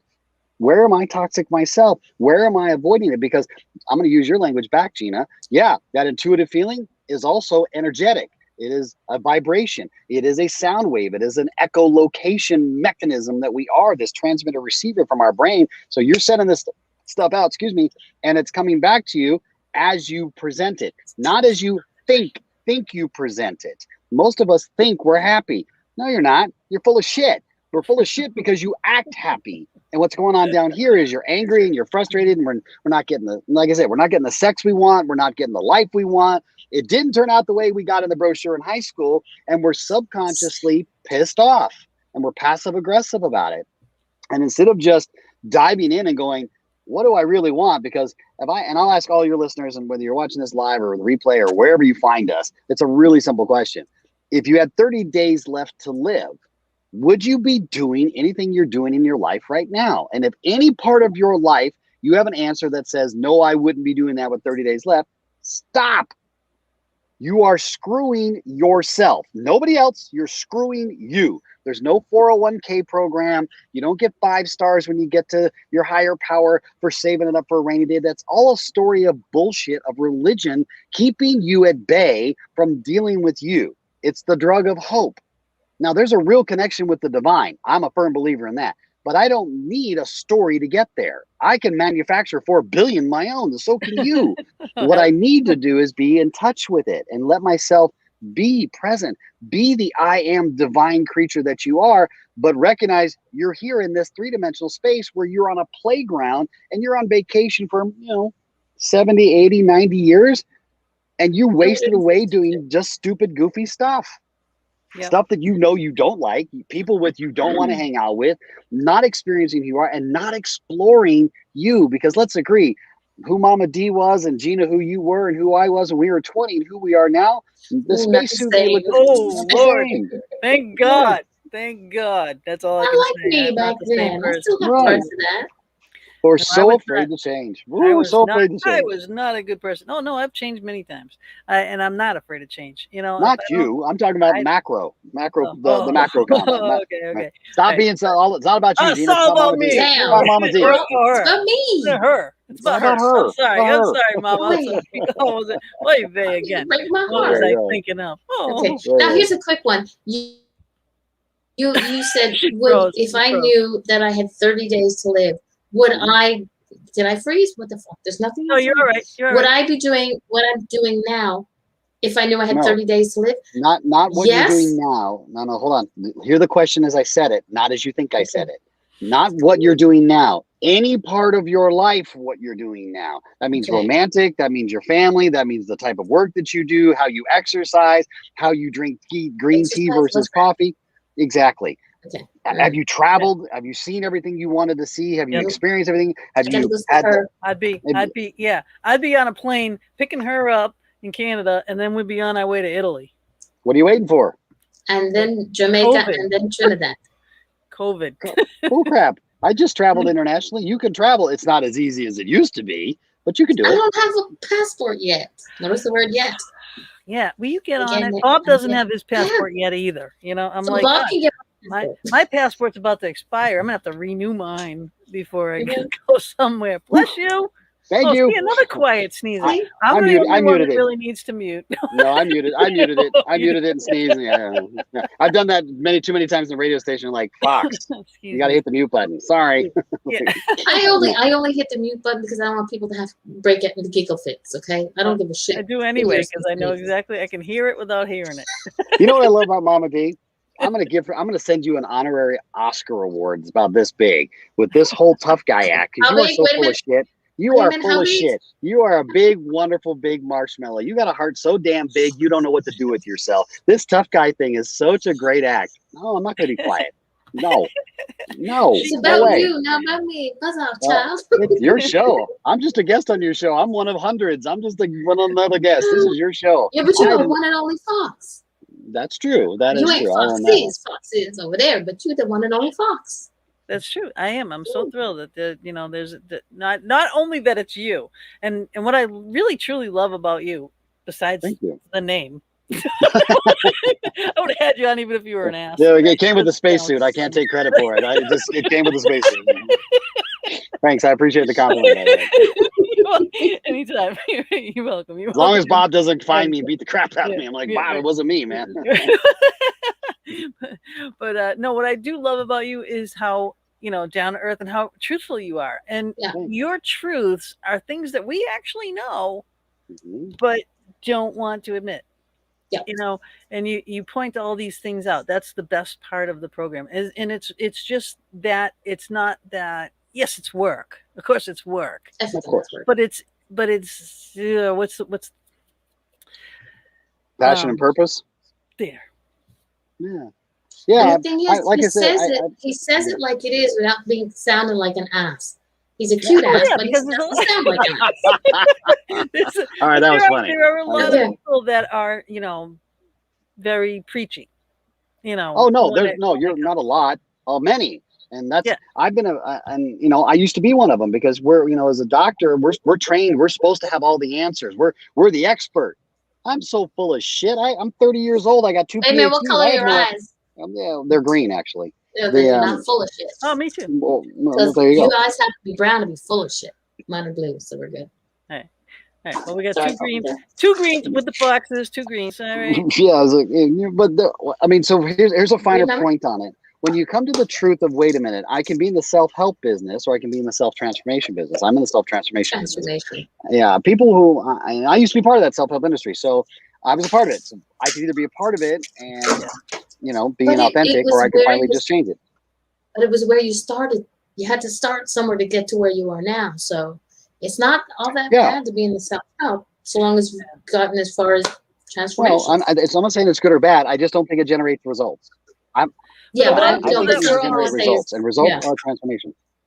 A lot of people that were on that self-help bandwagon, and everyone was, the manifestation bandwagon. Everybody is turning that around to, no, you got to really do the footwork now, which I love because I've always said that. True. Yeah, I've always said that. Nothing's going to come to you. I hate the people. I'm sorry. I mean, I love you people. I shouldn't say I hate the people, but I don't like the concept of, oh, I'm just going to let go and let God, or, oh, I'm just going to, let the universe handle the problems. It's like, you wake up. The universe is not going to handle your problem. You can maybe pray to God to say, give me strength that I can do what I need to do to solve this problem, or give me the ambition, give me what I need to make myself. I agree with everything you said, Gina, except for the last part. How does God give you anything? You already have it. Right. That's total. That is the disempowerment and the disassociation that God, however you define God, is some third party that's hanging out in another realm waiting for you to get the F off this planet. That is the biggest load of crap in the human history. It's the dumbest thing I've ever heard. And I have studied them all. You didn't watch that show last week. It makes no freaking sense. What are you talking about? How, and let's ask the question, Phil. Let me just take a moment, take a breath here for a second. How can you ever be disconnected from that which we came from and where we're going back to, commonly called death? It's impossible. So this illusion that you need to give me strength. No, you need to stop being a bitch pussy. Knock it off. Oh, my swear jar just overflowed. Dude, nicely. There it is. Boom. Hey, own it. Okay. I mean, stop. I'm not talking male or female. Stop sitting there saying, oh, please, and stop playing this victim martyr personality. Virginia Satir was an amazing, amazing therapist and great work in the 50s. And her model of the four basic personality parts of the blamer and the cerebral and the martyr and the victim, we all are those things, but we're still playing roles. We're taught to play victim because we manipulate our parents. Oh, Mom and Dad, you don't understand what Bobby did to me. He hit me. Well, Bobby hit you. Hit him back. Knock it the frick off. What are you talking? Or move away. That's my dad. Stop being exactly. I mean, I grew up. I usually hit him back. Yeah. I mean, it makes no sense. It makes no sense. And we were so busy mentally. We mess with our own heads. I mean, that's why I'm like, I don't understand why there's a porn industry. You guys can just go in your head and mess with your own head. You'll be fine. What are you talking about? You don't need to watch somebody else. Watch yourself. What are you talking about? All kinds of stuff going on up there. We gotta go sell. Went down that yellow brick road. It always ends up in the same spot. Little man behind the curtain. Thank you. Oh Lord in heaven. Okay. All right. This is a good show. This better get more views than Flat Earth Guy. That's all I gotta say. Otherwise, I'm gonna kick some ass. I certainly hope so. But it's the good. It's the good shows that don't get enough out there. What you, Travis, have to share with people. People are gonna. Oh, there's another guy just running off. And it's so. But if what you need to do, shut up. Not you, Travis. People who are watching, shut up. Listen to what the man says. Listen. Don't just. And hear what he says. Pay attention to the words that are coming out of this sexy mouth. You know, I have to go there. Oh, did he just blush? Yes, I win. Okay. Okay. But you have to pay attention. We do these different shows that give people a reason to listen to something new that's out of their circle. But what Travis is saying is an important thing for everybody to understand, that we can fix ourselves. And that's what needs to be done. We need to of our own being. Okay, use the fancy words. Travis Fox is architect of our own. I can fix I'll fix my damn self. Well, okay, I'll buy. First of all, thank you for that, Mama D. That was very kind of you. And yeah, I do have sexy lips, but that's another story. I got those too. And they came with this is the show that comes on after 10. That new Facebook thing we just heard about. Right. If you want to know about Travis's sexy lips, it's going to cost. You're going to have to pay me, and we'll talk to him about it. Yeah, as long as I get a cut of the action, Gina, we're good to go. It's a there you go. It's a royalty, right? But you said something really powerful, Mama D, and I just would like your listeners to take this and first of all, thank you for that. And yes, listening is an art. It's a very forgotten art. It is. People hear, but they don't listen, and it's part of how we're anatomically built. So some of it's not necessarily anybody's fault because we don't understand the anatomics of the brain and how we filter. We really do. But the point that you said, you can fix your damn self. I would go the complete opposite with you and say, Mama D, there ain't a damn thing to fix. What you need to stop doing is arguing with yourself, judging yourself, condemning yourself, punishing yourself, shaming yourself, telling yourself you're not good enough, because the stories that you tell yourself, that's the only thing that needs to be adjusted. Yeah. There's nothing broken with you. But that's No. what the self-help industry makes this preclusion and says, but you're broken. And I, the great Dr. Fox, the guru from all of the bullshit of education, can fix you if you pay me $40 billion. And I know that you're not even going to open to page one. It's like, come on, knock off the drama. I mean, again, it doesn't take a great actor to spot a bad one. I've actually been on both sides of the camera. I direct and produce, and I've been there. And I go, guys, just be straight. We don't have all the answers. I'm very proponent. I'm like, look, I don't have the answers. What I do have is a blueprint and a series of quality design courses and questions that will walk you through the how, the what, the where, and why you are who you are and how to transform yourself. And it isn't just think it and it'll fall out of the sky. It is a step-by-step system. Because when we have something, well, you don't have to work. It's not even work.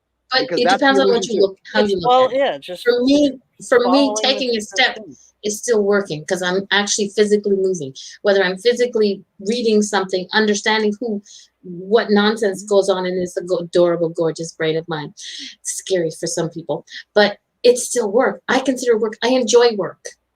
Maybe not all the work that I do, but I enjoy work. So that's my work. But I would say the reason why you enjoy your work is very parallel to mine. I know my purpose. My job is to train 1 million architects around the world. That's my job. That's it. Okay. And I'm getting close to the end of that.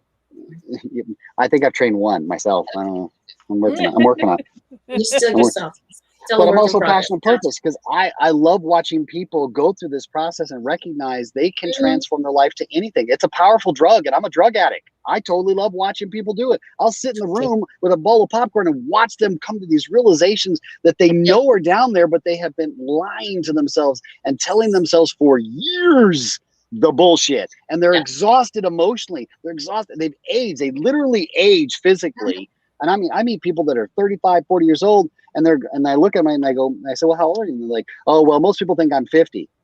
I just asked how old you were. You don't have to justify it. How old are you? Well, I'm 40. I'm like, wow. And they're like, well, how old are you? I'm like, well, I'm 50. I'm like, I'm 50, but I act 12 and I feel 3. Great. What's the difference? I always say that we are 3 different ages: our body, our mind, and our spirit. I know. Sometimes my mind goes way back there. The body.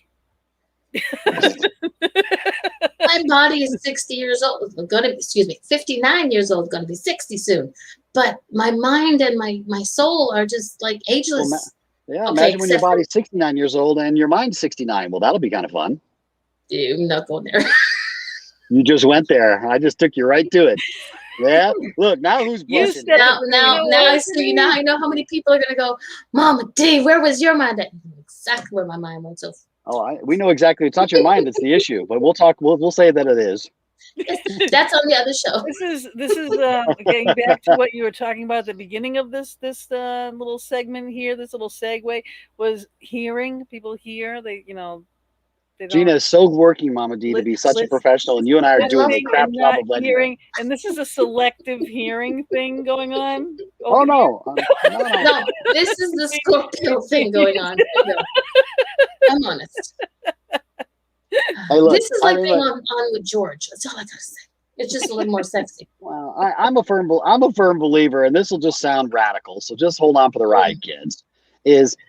Everything starts in the bedroom with your significant other, and however you define significant other, that's up to you. I'm not here to define that for anyone. But we are so full of crap even in that part of our world. We are afraid. And then what we don't own is that in that connection, or in this case, the altered version of a connection, what we call love, and then we call unconditional, and then we call forever, and we call life journey and life mate. We say these really powerful words, and then we do these things that separate them on a brick by brick basis, But what we don't understand is that pattern, which is when we're supposed to be vulnerable, open as a strength, naked in every sense of the word, both physical, psychological, mental, emotional, sexual, we close off. And guess what happens? That behavioral pattern, because our subconscious doesn't know the intention of between inside the bedroom out, it just knows the pattern.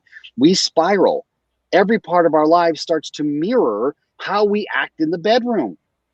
And we start to take our relationship to that space, and then all of a sudden we wake up 6 years later and go, I want a divorce because I don't know you. No, it's not that you don't know them, it's you haven't known yourself because you're too scared to own, hey, guess what? I like staying up till 3 a.m. and having sex and watching Netflix and eating, gumdrops until, well, we can't do that because we got to be responsible. We got the kids and we got this, we got this. No. Well, I know Mama Dee, she stays up all night. She's a rock star. I can only go to 3 a.m. Yeah, she's, yep. I mean, It's I'll the wake up. redhead, I gotta go to 10. Gina's like, is the show over? I'm ready to go, Go to bed now. away. I gotta do my drive. I'm going tonight. Okay. But then if I wake up, I'll be like, Mom, are you still on? She is. No, she does. Yeah. Well, not, okay. Yeah, you are. You are. She is. But that's me. But that, And I'm still up bright and early, sunshine, making coffee and breakfast for the old man who I love dearly and knows he can't divorce me because in my family, there's no such word as divorce except it's spelled M-U-R-D-E-R. And I'm honest about it. When he signed on that dotted line, I said, "Do you realize what you just did?" Yep. You can talk to my late husband about that. Sorry, Mark, I didn't mean that. You know that I didn't mean that. No. Wow. You always, for certain things you have to have a password or a hidden mystical phrase. It's like, where are the bodies buried? That's mine. Oh, are you talking about like a safe word, Mama D? You gotta have your mystical phrase, a safe word. A safe word. Is that what it is? Safe word. The what? No, I'm kidding. All right. We're gonna go back. We are joking. No one's getting murdered. No one's doing any murder. Yet. Just so everyone knows. What is it my friend says? He's got a wood chipper and an alibi. There you go. Yeah. It's okay.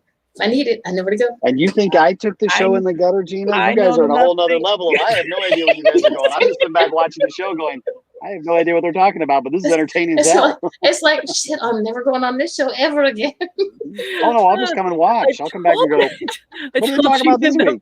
You never know where the show is going to go. Yeah, no. You just don't. Okay. That's what this show is about. Yeah, I have no clue. That's fine. That's fine. Every show is the same. Hi, Travis. It's very nice to meet you, and I really like that. It's a pleasure, Gina. And you know what's really cool? There was another show in history that was a show about who knows what called Seinfeld. Did very well. A show about nothing. So your show can be about whatever the hell you want it to be about because it's your journey. So I just don't know what the hell you were talking about a moment ago. I just went, oh, okay. Yep. Nope. No. That just was one of those moments. It happens. We call that the "where did who go" moment. You know. Sunny ball. Yep. But reeling us back in. Okay. She's good at that. That'll be fun. Changing the subject. I cannot figure out who he reminds me of right now, but okay, I'll figure it out. Right. Bradley Cooper. We got it. John Wick. John Wick. I love John Wick. I love those movies. I love John Wick. Yeah. John was a great guy. Very nice. So okay. All right. I'm out. I think we've been punished. How do we, as people, actually choose to succeed rather than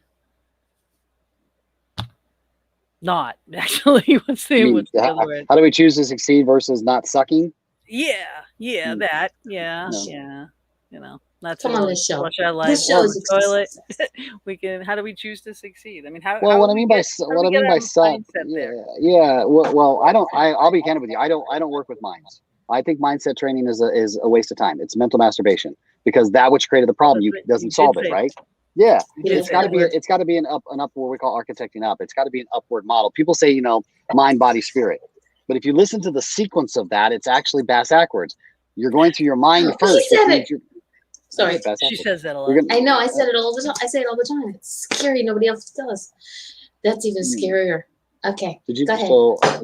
So I'm a nobody now. Nobody else says it. I just said it. You and I are nobodies. Oh, that's fine. I can be a nobody. I like being nobody. So do I. I'm going to take out the popcorn and sit and watch you too. Yeah. I'm just gonna let the Sounds show good. go wherever it goes now. At this point, I'm like, we're so far off script. I couldn't tell you where we are, and that's fun. Okay, enough. I'll shut up No, and it's sit in all my good. corner, okay? No, Oh, look at the absolutely victim! not. Look at the victim pouting over there. She drinks her alcoholic drink because she's got a drinking problem, but that's fine. That's vodka. That's vodka. That's Tell not water. everybody. Damn. Yeah, It's all I fun. have The I have the Deer Park. If you gotta Yeah. say it the right way, Deer Park. From Massachusetts. Okay. You know, the accent. I'm gonna let that be right. Yeah, I'm not from Massachusetts, so I'm not even gonna attempt to butcher that comment, and I would do a terrible job. So I'm gonna leave that to you pros. You got pocket The answer to your question is it's a fear mechanism I found, right? So we do mind, body, spirit. Well, you got what you created the problem, can't solve it. So why are we even dealing with the mind first? It should be the last thing we deal with, right? The body is where we house all of these emotions. You can call it emotional energy. You can call that Reiki. You can call that the meridian line. You can call it chakras. I don't care. You call it whatever you want. But there is an energetic movement through the cerebral spinal system, and we have billions of soldiers in our bodies, commonly called cells, that are getting messages all the time from our nervous system, which is being translated from our sympathetic. Our feelings are being translated into electrical signals. What we like to say, the infinite energy is being now transmitted into the finite or into you, and then you burst that out into the world. The problem is we approach mind, body, spirit as opposed to spirit, body, mind, because you're a spirit. Now you guys are in that business, so I don't need to convince you to. You guys have seen stuff, so we're a spirit. She has. I haven't. That's fair. But we she's classify. in metaphysical. She deals with. I am a spirit. The cards, oracle cards, and things like that. We'll do reading shows, blah blah blah. That's great. Yeah, I love that. I think there's a lot of power in that. The spirits. I love the wizard. I love the wizard archetype. I love the sorcerer and the sorceress. I love when you tap into the magic of the universe. But we classify magic. We classify the word spirit. We classify the word anything in that space as a religious dogma of evil. But it's not evil, right? Nice plug. It's not evil. It's just us not owning and being that part of us.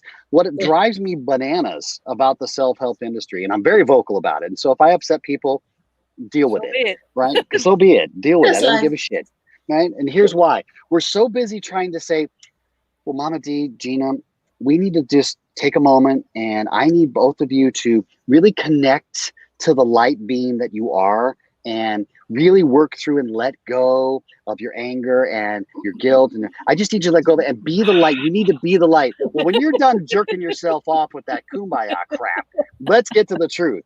The fact is you don't become light and you don't become enlightened. You already are freaking light. You've always been light. You're never not gonna be light. The problem is you've got these layers and lenses over your light like sunglasses that dull it, commonly called our other emotions. And those emotions can be anything from shame to guilt to anger to mistrust to not good enough. And we have layers of this stuff. And if we don't pull these layers off and re-architect ourselves, we are always going to look through the beautiful light that we already are through a very dark lens. It's like putting super dark limo tent on your window and then turning the light on inside your car and expecting people to be able to see in. They can't. They see a version of it. And that's what we see is we see a version of it. So our success model is based on what we think, mind, body, spirit, mind first, success is. And most of it's horseshit. People standing by, oh, look at my private jet. It's what you've been taught your whole life. You know, success is what? Measured in money, in possessions, in houses, power, money, fame, clout. You know, nowadays it's followers, subscribers, and even sex. But even sex, you know, most of us have no clue how to be really exploratory. And I'm not talking about just Tantra sex. I love Tantra. I've studied it for years. I'm a big proponent of it. However, we don't explore ourselves because if our partner finds out that, oh my God, we like to have sex with the lights on. Wow, shit, we got to go to confession. Oh my God, we can't do that. It's supposed to be behind closed doors and close the curtains because we can't talk about it. I'm like, well, wait a minute. How the hell do you think you arrived here? Right? Hello? Stork and the cabbage patch. Hello? Yeah, and I mean, we get so hung up on sex and then we wonder why energetically we're a mess. Well, you came from and puns intended, you came from a sexual combination, thank you, Gene. No, thank you, Mama D. Someone finally got the joke. I slipped it in there. There it is, too. There's 2. I get 2 points for that. Right back at you. Yep.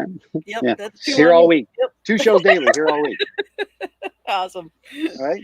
We get caught up and we don't forget. Remember, we're energetic too. We're a cerebral spinal system. There's electrical current going through all three of us simultaneously, not just the computers we're on. But, and you think about your sexual energy. Our sexual energy is the core from which we are founded. It is the base plate of everything we do. It is the driver at the primalistic level that drives us. And when people talk about, Mesmer and animal magnetism, which is not what animal magnetism meant in Mesmer's day, it is a slang now. That's not the original derivative of it. But that primal space, we stuff it down. Here's a perfect example. If you are in a relationship and it is dull, it is flattened, it has become monotonous, it has become, we only have sex once a month and we got to plan a date to do that around everybody else but ourselves, stop.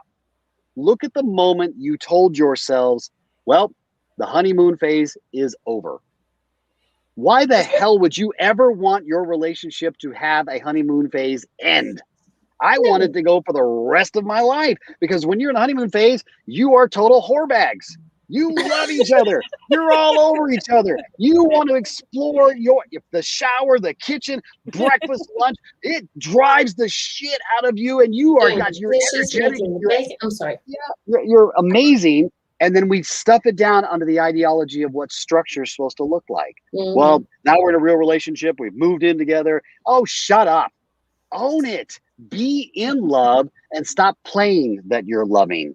Be love. And I don't mean love like kumbaya, although that's a great journey, but I mean really explore yourself, because this ideology that light and dark are separate is such a misnomer. You can't have one without the other. That's true. You can't. You can't see the light unless you see the dark.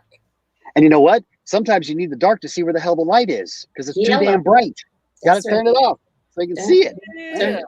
And then we get into beautiful things like in my next book that's coming out later this year. And when we talk about the blueprint to healing, we talk about false light projections. So when we talk about the light of the moon, well, look at the moon. The moon's a false light. It doesn't project jack squat. It is a reflection. But we go, wow, the moon's really bright tonight. No, it's not. It's just showing itself and letting the light of the sun reflect itself. Isn't that a beautiful metaphor for us? I mean, if the universe has enough intelligence to figure that model out, maybe we could stop being so arrogant and figure it out ourselves by just being it. What a concept. Holy macaroni. But instead, we got to dress it up. We got to play all these games. We got to go watch porn secretly. We got to, do all these things privately to get our sexual primality met, because our honeymoon phase is over. Well, why would you want to be in a relationship where the honeymoon phase is over? That's the dumbest thing we do. But we hypnotize ourselves to believe that once we get married, well, I got the 7-year itch. Bullshit, you had the 7-minute itch. If you're just waiting for it as an excuse, you don't have a 7-year itch if you're truly, unconditionally, and exploring, because who we are and who we're becoming is a constant evolution. Mm-hmm. Now, that's based on the stories, the programming that we tell ourselves. But if we tell ourselves the honeymoon phase is over, you are really writing your death warrant in most cases, not all, but mostly you're writing the death warrant of the passion that got you into that relationship. It's like literally taking the shotgun to the head of your relationship and going, bang, damn, I wonder why it died. And the thing is, the honeymoon relationship it's not just about relationship man and woman. It's a or man and man, woman, whatever the case may be, human to human. How's that one? Sure. It also is when you start a new job. Like for me, when my first job, when I moved up to the boonies of Loveland and forests and fun things. Okay. I started a job and I wasn't sure about it. I know. I live out in the woods. She lives in her own world. I live in my own world. Hey, look, I had snow on the ground this morning. I can call it whatever the hell I wanted to.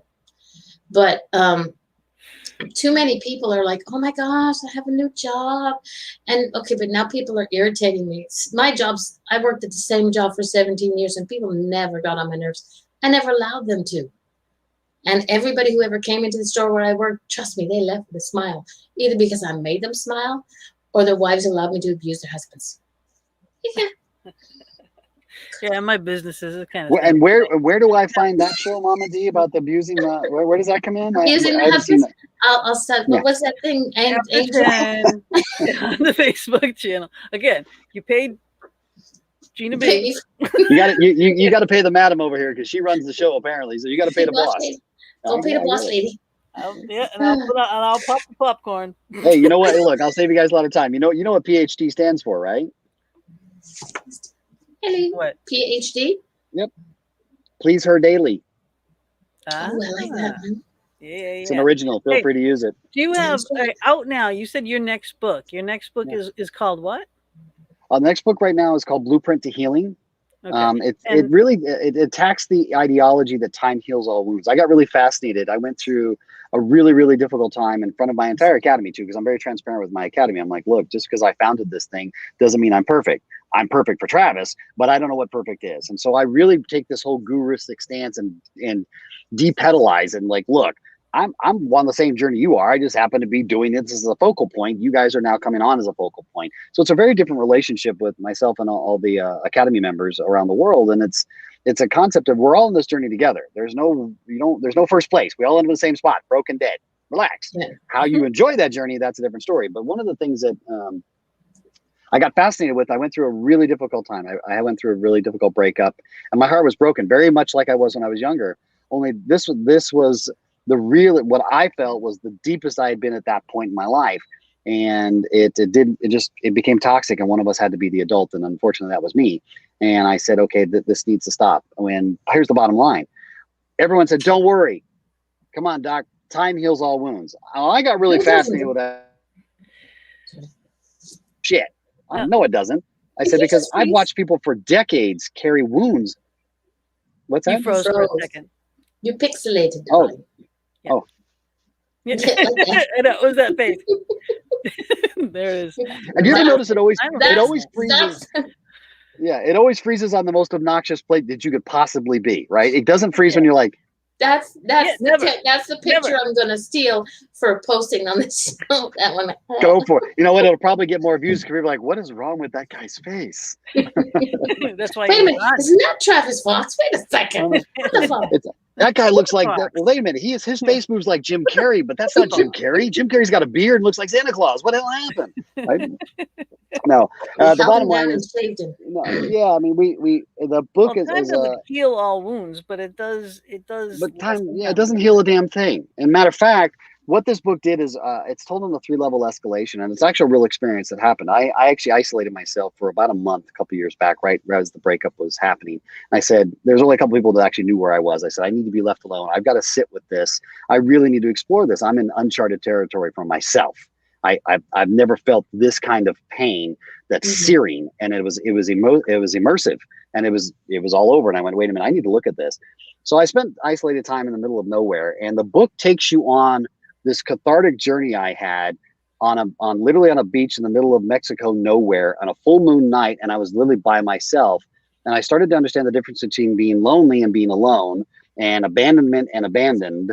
And the experience went on all night. I ended up being up all night on this beach. And so it takes you on this metaphoric story of all these things that happen. And it is actually an adventure, because so much magical things happen that you literally can't write this crap, because you're like, there's no way, this is BS. I'm like, no, it really happened. I was there. But I then took that and I dropped it down into a clinical level. What was actually happening? How was I healing this process so quickly? What was the psychodynamics and the psycholinguistics? What was happening? How was I transforming myself from this wounded duck that I had become to how I became to where I am now, where I was like, wow, I feel really good about myself. I'm grateful for that journey. I love the experience that happened. I don't choose to go back to it, but I choose to be grateful for it, because it was such a dynamic, it was like a wonderful chapter of my life. And then it drops to the 3rd level in the book and says, here, dear reader, here's the DIY. Here's how you do it yourself for these steps that I went through to heal myself. And part of that was what we do in the Academy's work, but also my own personal journey. So you get a 3-level look. You get a story told that weaves through the clinical of what's going on, but then says at the end of the chapter, here are the steps that you can actually start creating your own architectural blueprint to heal. And you walk through this journey with me, and that's how the story is called. So it's called Blueprint to Healing, and it's how do we actually really heal and get past the time doesn't heal squad. So when does this book come out? Yes, the publisher said we're releasing that in June. And do you know when is our next available space that we can have Travis back? We just had one open. I know, we can have you come back and we can talk about the book. Yeah, this time I gotta read. Now read the book. What is your? All right, I know I have this book. All right, architect that. Sure. And is Look at this the you? Kiss Me books. Yep, that's me too. Secrets to Please, lower golf? please tell me That's that's not you. That's on when the I had picture. that's when I had blonde hair and I was a ballerina, but nobody knows that. With the golf club. That's talent. That's a whole nother talent. I want to see the juggling with the Right? golf swing, and yeah. Thank you, Lacey. Just Okay, came what in was and that date? did her Writing thing. it down now. June is what they've told me. I don't actually know the drop date. I can send it to you guys when they do. Yes, please. And we're actually going to run a really cool campaign with it for people who order the first, several books where they're going to get, private one-on-one sessions with me while I work with them. I have no idea what that was said, but that looked really Sorry, cool. I'm showing Gina the date. I'm sorry. Oh, okay. Sorry. I was like, what? We're going to do things. We're going to do things like that. Nails, got your back. Get your ass. Yeah. Thank we you. have August 26th open. Thank you. She read my mind. We just had that open up because otherwise we're into almost next year. So if you would like to come back on August 26th and talk about the book that just comes out, if you wanted to torture yourself again, you could have that spot. I promise I won't behave any more than I already have. How do you know I didn't like that? I didn't say you didn't. We know you did. You're still here. Otherwise, it would have been like, well, it's past my bedtime in the North Pole. So okay, I'm leaving now. See you later. Yeah. He'll come down with send me the date. I would glad to do it. It'd be my pleasure. I'd love to do. You guys are fun. I like shows that are a little more free flowing where you can just be real and we don't have to be media people because now we're doing shows and podcasts and I'm like, relax. It's just it's a conversation. Relax. Okay. It is. Yes. We do try to have a conversation. I do try to get the information out there and but as much as possible, but I do like to do it in a fun way. And I do admire people that are down to earth about what they're doing. Yes. If they're preachy or, we've had a few of those. Yes, we've had. And we have people who cut us let's off. go. I can go to church if you want to go to church. We can have church right up here. Let's do it right up in here. Let's do it right here, right now. Let's play. So I already know I'm not going to heaven because there are no dogs in heaven. Shunda, check out my bow tie. Shit about a Honda. Come on. Let's have some fun with it. I mean, come on. Believe me, my ex-mother-in-law was a charismatic woman, and she was a prayer warrior. She taught me the real prayer warrior, really. But she also exposed me to some really entertaining experiences when I went to some of the charismatic churches with the drinking and they had the snakes, and I was like, damn, you don't see this at P.T. Barnum and Bailey, the circus show. This is a whole nother kind of show. What's this about? I know. So she really exposed me to some of that. And it wasn't that she wanted to expose it to me from a perspective of judgment. She just said, look, faith is a journey everybody takes on their own, whatever that is. And it was a really good base play because I was very young and I was still in school and still really kind of learning what it meant and even learning what it meant to be doctor.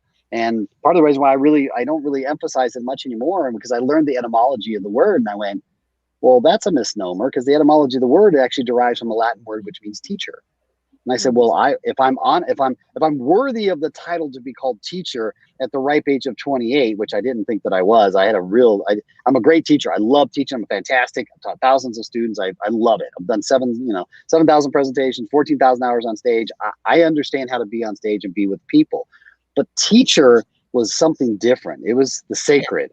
You're really helping someone learn a skill or a set of skills or life skills that will influence them. And to put a finer point on it, Michelle and I were just in Vegas the other day ago, and we literally were just standing there marveling that Vegas has opened up like COVID never even happened. So we were just kind of in this. Really? It was packed. Actually, it was packed to the point where we just sat there and we looked around and we were actually doing doing something for my youngest son who's 18 who has a show on YouTube for other autistics that he does. So we go and we make shows for him. So we're doing this and I'm just standing there. I'm literally the fly on the wall in the middle of the strip, just standing there, just watching. So it's not like I've got a big billboard and it says, "Hi, I'm Travis Fox." No. I'm just standing there. And this gentleman walks up and he goes, "Hey, are you Travis Fox?" And I said, "Yeah, sure, I am. What can I do for you?" And he goes, "I met you 10 years ago on an Amtrak train from LA to Seattle. I was 15 years old, and you were on that train with your son, the exact son I was standing next to." He might be a little taller now, right? And he goes, "I remember talking to you, and you made such an impact on me. I've been following you on Instagram for 10 years. And I was just walking by and I saw you and I wanted to come up and we took a picture together and he put it on his Instagram. But that's the kind of impact when I talk about what we do, that's the drug. I mean, you can't write that. Those are those beautiful moments where you're going, and I was just on the train, being a father. I wasn't preaching. I wasn't being Dr. Fox. I wasn't spreading the message of the architects. I was just being Travis. You were just being Travis. You're, as my kids will say, you're Michael's mom. Yeah, that's what you were doing at the time. You were being your son's father. Being a dad. Yep. But, and at that time I had never been on training in the United States. I've been on training outside the United States, both over in Europe and Asia, but I'd never done it in the United States. I'd never done it. So for me, I was a kid in the candy store going, this is kind of cool. I mean, this is how the old West was won. This is how we came across the train. So for me, it was this very kind of nostalgic experience. And I'm just talking to this young man who's now 25, obviously. And it made whatever was said in that conversation. And to be honest, I don't remember the conversation because I was just being Travis. But that kind of impact for him to be at that moment when I happen to be standing there to have that conversation 10 years from now, you have to subscribe. There's something bigger than ourselves going on. And it's time to tune into that. However you tune into it. No coincidences ever. None. No way. Ever. That's when I say, the Architects of Being University is about, there is a great architect. You can call this God, Yah, Allah, Yahweh. I don't care. Call what you want. Call a great architect. Mama D, PhD, please her daily. Hello. Right? Hello. Right? So if you figure that out and you look at the great architecture of these things, there's the symmetry, the sync is amazing. And then this is the question I'd ask all the listeners to really consider for yourselves and be really, really transparent with yourself. When did you lose the sense of awe? Like amazing. Because when you start to think about it, you're like, there's no neighbors on the block. It's us on planet Earth. There ain't nobody around for a bazillion miles in any damn direction. And all of these things are happening with this incredible precision. And it never goes out of balance. How is that possible? And we get so caught up in our stories of what we think is important and we miss our own lives. And I think that's the greatest tragedy. And it's the mission of my life to go, one, I am an architect. I architect my own life every single day. Michelle, myself, Laura, the entire executive team, that's all we do with the Academy members. But we do it not just by the teaching and the training so they can become life architects themselves, but our own personal lives, living it. Yeah. This is the challenge I have with the self-help industry is often people are not walking their talk. They'll tell you to, and that just irks. Yeah. And then the next thing you're reading about them in the news being arrested for who knows what. Well, for knows what. I'm like, just own it. You're a beautiful mess. And that's a great thing because if you weren't a mess, everything would be organized, systemized, and controlled. And where the hell where's the adventure in that? Where is the experience we call life? I call that the monotony of death or a slow death. And we do it every day to ourselves. I'm going, guys, no one's doing it to you. You're doing it to yourself. And that's hard to hear because our egos are massive. That and you get stuck in a routine or you know what I mean? And it's just day to day. All right, we get up, we have our coffee, we take the kids here, we do this, we go, you go to work, you come home, you make dinner, you do your laundry, you clean the house, you go to bed. And then ask yourself this question. How can you be stuck in anything if you are connected to everything? It's impossible. It's a whole, that's a rabbit hole. It's a foxhole. You go down for hours. Oh, there we go. Really, and you should make that a derivative. Here's the fox den, and now we're going to go into the foxhole this segment, and we're going to do some nasty stuff over here, and then we'll come back to the fox den. That's what I do with the show. Definitely. That's what he did with our show. Definitely. I mean, that's a great idea. Why not go for it? No one wants to go there. No one wants to look. That's why we did the YouTube channel, the one you were talking about. That's why we launched it. It was really believe it or not, it was actually the idea of Michelle. Michelle came to me and the board and said, why are we not attacking all these questions for real? And why don't we put Doc out there? Because obviously I'm fairly vocal about my thoughts on these things. No. Never. No. I can't see that. I mean, I know we had to pull you. I'm working on it. We have a It self-confidence. was We have a Michelle self-confidence next to program. you who said this? Yes, Yes, Michelle. Okay. Hi, Give her a big Michelle. hug for us and say thank you. I will do that. She's brilliant. I mean, she actually runs the academy now. For the first time, I actually stepped Gotta be down brilliant. at my. She's a Patricia. Yeah, she's the CEO of the academy. So she actually runs the academy now and allows me to be back in the founder space and just teach when I come in and teach with the master's class. And then the rest of the time, I'm out working on the business and working with people because that's what I love doing. I love working with people. Does she want to pop in and say hello and show her face? And I can ask if you want to. They're asking if you want to pop in and jump in. Sure. She's over there going. She's like, I've heard this you look conversation beautiful. one I time. already saw your face real quick. You look gorgeous. Your camera. She's over there. ready. She's over there going. These chicks is crazy. I don't know, Doc. Yes, we are. We won't harm you. We don't. There's no harming in the fox. We don't bite much. Yeah. Well, you guys know that you're in my ear. She can't hear you. I know. Okay, because you guys are going and telling Right, her how amazing she is. It's going in my head. So all of a sudden, I'm starting to feel like maybe I'm. I didn't know if I was allowed to be amazing too because you were subconscious programming. No, wait a second. Michelle is amazing. You are cute. You're so pretty. Right. Nice one. You know what? I'm like a little rubber duck. You just want to squeeze. You're so cute. I get it. I got it. All right. Well, it's been fun to be on your show. I'm going to pass you off to the boss and let you guys have fun with her. Hold on a second. There you go. There you go. Yeah, just say hi. You only got one earbud, huh? Yeah, just one earbud. Oh. Okay, so as I said to Travis, we do not bite much. Yeah. We worried. appreciate you sitting there, and I know you had to stay Put that quiet with him. for 2 hours. I don't know if He does hear what we're saying or- too, though, right? No. It's a common thread. It hasn't been the first time I've sat in a car for a few hours while he's on a podcast. Oh, thank God. Okay, good. So, not the Good. first time. Definitely won't be the last. But it's like, hey, let's not travel on podcast days or training days. Well, it was the last minute thing. It was emergency. It's your family. You got to do what Stuff you got to do. happens. But tell us, Absolutely. what is it like to run the academy?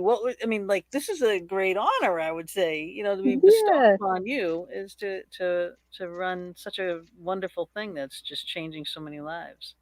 Oh, I absolutely love it. I have been through countless seminars, self-help, you name it. I have done it for years.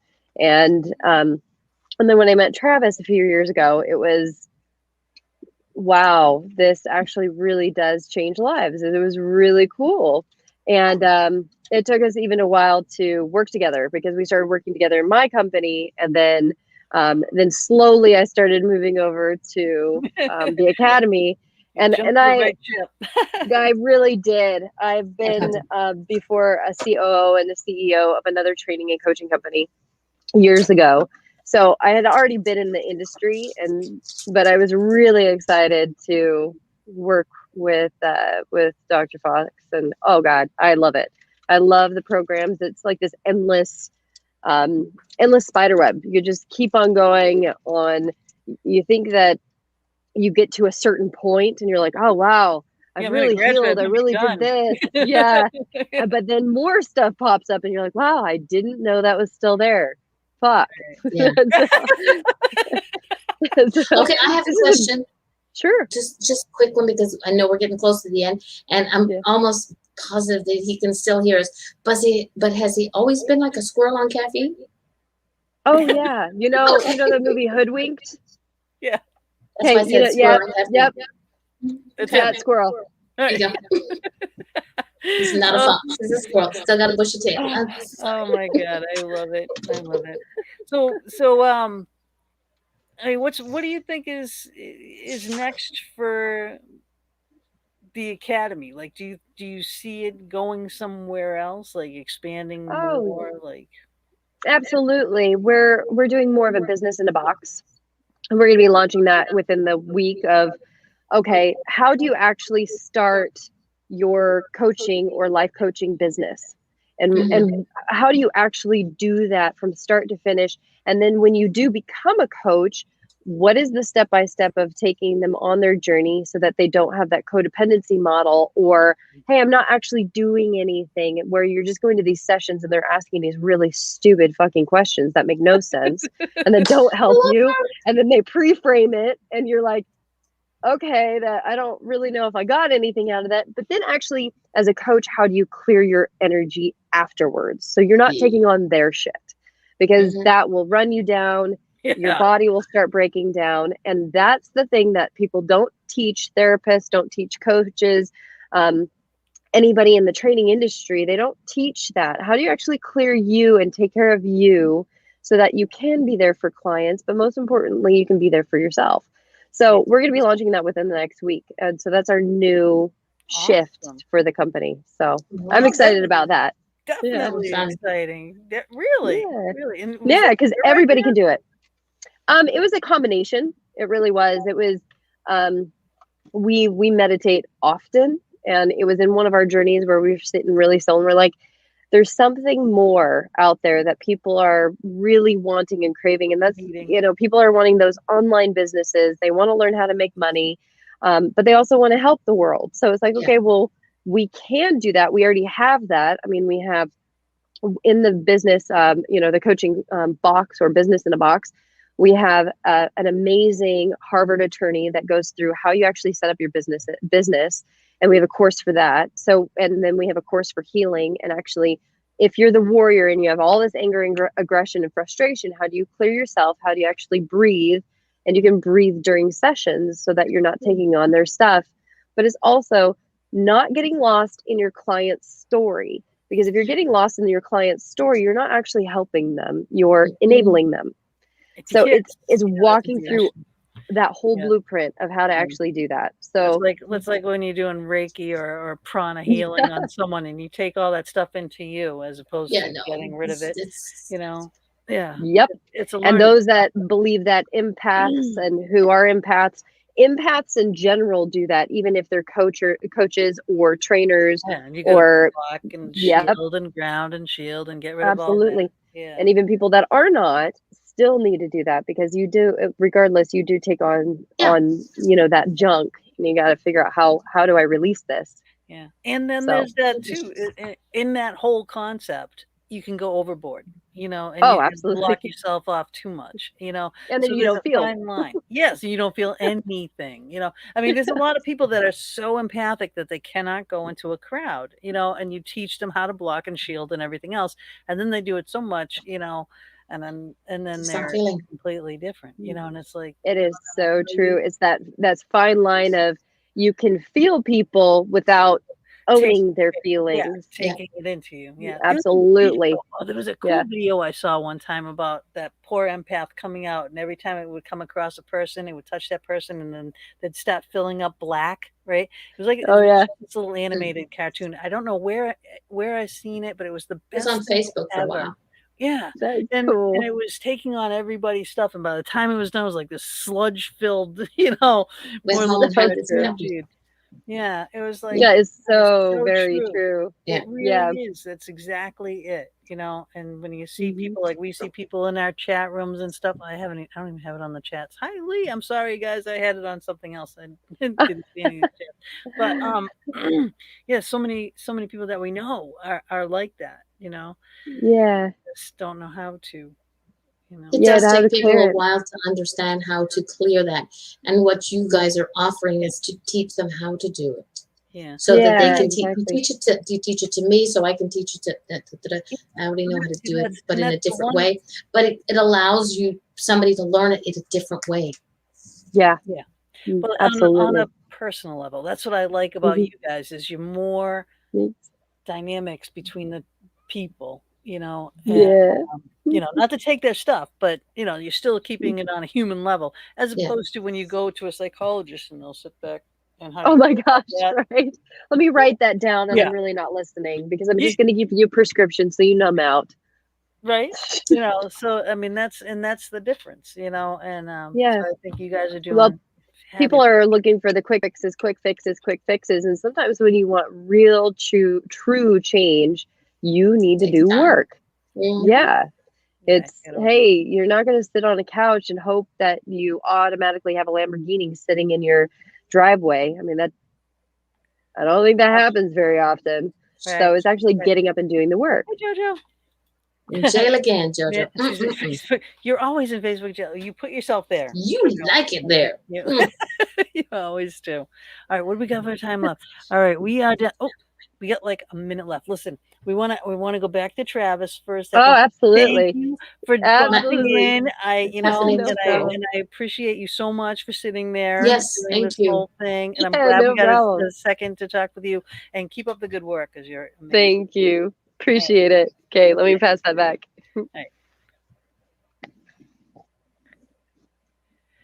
Oh, that's unique. That was fun. Did you have a nap? Did you eat the peanuts? I did. Were they good? Oh my God, sorry.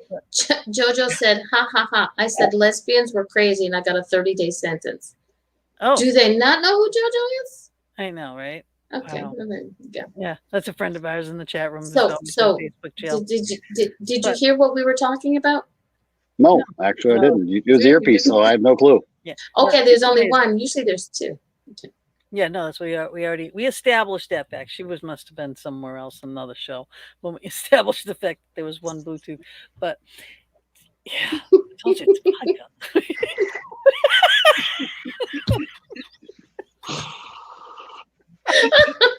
Wait a minute. He does that really well. Oh God, no.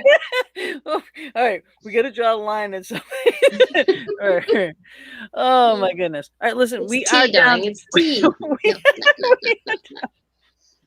He's frozen. You're frozen. He's frozen that one. Oh, all right. So here we go. I know what I'm taking. No, he's gonna get arrested. Okay, my little caffeinated squirrel. Enough. Oh my God. Listen, we are down to the end. I know you want to get back on the road, and I do appreciate you. Go home, put your over feet to up, that. relax. Yeah, so that you'll be with us.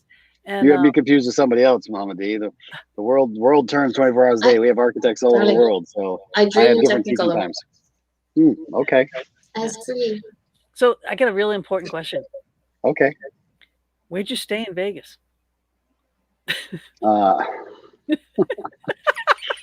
Well, She just knocked him off his pedestal, knocked him off his axis. no, not really. No, I generally stay at with the Hilton family. I'm a Hilton member and I'm a Diamond member with them. But we will stay anywhere. Generally, I stay somewhere between the Waldorf and the Aria is where I generally hang out. Only because that's a Hilton property. So. But every now and again, though, I've been known to end up in some places where, Gina, have you never heard what happens in Vegas, stays in Vegas, and that includes where he stays? Actually, I believe they've changed their marketing program. It's what happens in Vegas only happens in Vegas. There you go. And that is true. That is a very unique place. I love it in Vegas. I do. I heard they have oxygenated rooms. Yeah, there's oxygen bars and everything. There's everything that you possibly can imagine is in Vegas. Everything. Think about it. It's there. You can zombies get married there. Everything happens in Vegas. I honestly. They have the haunted museum there. It's very. They have the haunted museums there. Yep. Very cool experience. Never been on my show. Bob My Honey has been on Ghost Adventures. So Zach knew Bob, and then. He was on Ghost Adventures. And so Zach came out when we were there. We had to go down. We were best man and maid of honor for a couple of friends of ours that were getting married down there. And we were at the Golden Nuggets. We were closer to the Haunted Museum. So we went over. Oh, yeah. And so Mob Museum is down there. Yeah. Mob Museum's great. Oh, yeah, everything. Oh, yeah, it's a great experience. Get your picture taken with $1 million. But I mean, it's like it's fun. It's a fun place. Great place. But all right, I am. We're going over. I don't want to keep you over. I don't want to abuse our friendship, and that. We're hoping that you come back on the 26th of August. August 26th. I wrote it down. You roped in. People here, they heard it. You coming? Well, it's actually perfect because it's 6 days after my youngest son's birthday, August 20th. So it's not hard for me to remember that one. It'll be all like, I've got it. And I know I'm supposed to be somewhere. So, obviously he's the Leo. youngest fox in the family. He is a Leo. That's exactly There you right. go. He's a lion fox. Figure that one out. Mhm. Awesome. That's an interesting one. And how old is he going to be? He'll be 19. Ooh. Ooh. That means he's legal up here in Canada. If he wants to drink, tell him to come on up. Yeah. I don't think that's going to be in his DNA. He's on the autistic spectrum. I mean, he's high functioning, graduated high school, regular high school. I didn't say alcohol. No, No, I've been trying to get him to have one. I wanted him to experience it so he doesn't go out there and go, "What's this?" and drink a whole bunch and get drunk and do Yeah. stupid stuff. Because I did that with his older brother, who his older brother's 34, and I did the same thing. Before he went to college, I said, "We're gonna get drunk together, so you learn your threshold, so that you don't get stupid." you can Because watch 'em. Oh, I like Yeah. that one. because your dad was a knucklehead a couple times in university, and I didn't know my threshold. So I went too far. So I taught him threshold, and I think it's a really good experience for parents to do that with their children. Just to go, look, part of what I need to teach you is Gina you don't, doesn't you know know, what threshold is. When it well, comes it's to a- alcohol. oh wow, Yeah, okay. I don't. No drinking anymore. I had plenty of She behaves herself. Now she leaves that up plenty to of me. trouble in the past. Yes. It was Right, a little out of control. get it. I mean, Well, hey, there's no- those are our era: sex, drugs, and rock and roll. oh yeah, because this era isn't sex, rock and roll, right? Because this era is not. It's not. No, We're all a it's bunch not. of It's not prudes. like we were. It's not like we were. It's not. No, because now everything's on the internet and through mobile devices. you back, get- right, back in our you- days, yeah, we were in everyone's- the park. We everyone's went to got a Haight-Ashbury. You went to all these experiences, and you're like, "There's people. Whoa, what do we do with that?" All right. Oh my god. All right. Listen, I'm gonna reel Yes. back in one more time. All right. What do you want to what do you want to leave our people with? You started it. About your program, and like how you gonna get them to contact you? How are you gonna get them to come aboard? Say something that's Profound. yeah. It's going to reel them in using Cool. Gina's words. Really simple. Stop bullshitting yourself. You're not getting off this planet alive. This whole ideology that you're going to wait for life to come to you is an absolute lie, and you're the one lying to yourself. You have become a master liar. I know. I did it all of my 20s and 30s. I just absolutely lied to myself of who I was supposed to be as Dr. Fox. When I realized Dr. Fox was just a personality that I created to project a set of rules that they told me on how to be. And we all got that. We all got it through our educational system, whether it's, Yes. through all the way through university. We were programmed to be indoctrinated into conformity. And yet we act that we're independent. Okay, if you're independent, drop everything you're doing right now and go fly somewhere that you've always wanted to go. Don't give me the COVID excuse. You could do it. What you're going to give me is a series of Uh-oh. Whoa. We lost your sound. Did you catch that one? No, we lost your sound for some reason. No sound, honey. Now you have it. Yep. Okay, now it is. Yep. He was so into that. Wow. Look at, But did you look hear at the wow? energy? The energy, yeah, the energy went right into the laptop. Good. That's how I mean, profound that is. people put your hands on the laptop and let's do a magical transformation. No. Yes. Okay. Everybody, That's the hallelujah. other show. Yeah, that's another shit. That'll be on December 26th. We'll do that There you later. go. My invitation to people is, look, if you really want to live your life, first thing you got to do is you got to own that you're not being truthful to yourself. And that's a really hard experience for people to do. And that's why the first thing you get when you come to the Architects Academy is called the jump in. We're going to throw your ass right into the deep end of the pool. We're going to show you how it works. We're going to dismantle these things that you call thoughts, so you can find out where they're coming from within you. You can understand how to change and transform yourself to what you really want, and stop listening to the stories of your mother, your father, religion, and the culture that you grew up with. While they may have influence on you, and that's rightful, when they have power over you, that's different. And most of us have this grip on us where we think we're independent, we think we're adults, we think we're financially free. And I'm like, great, I want you to drop everything you do right now, go buy a first class ticket. I want you to fly to a place you've never been. Oh, well, I got the kids and I've got them. Like, okay, great. Then you're not free.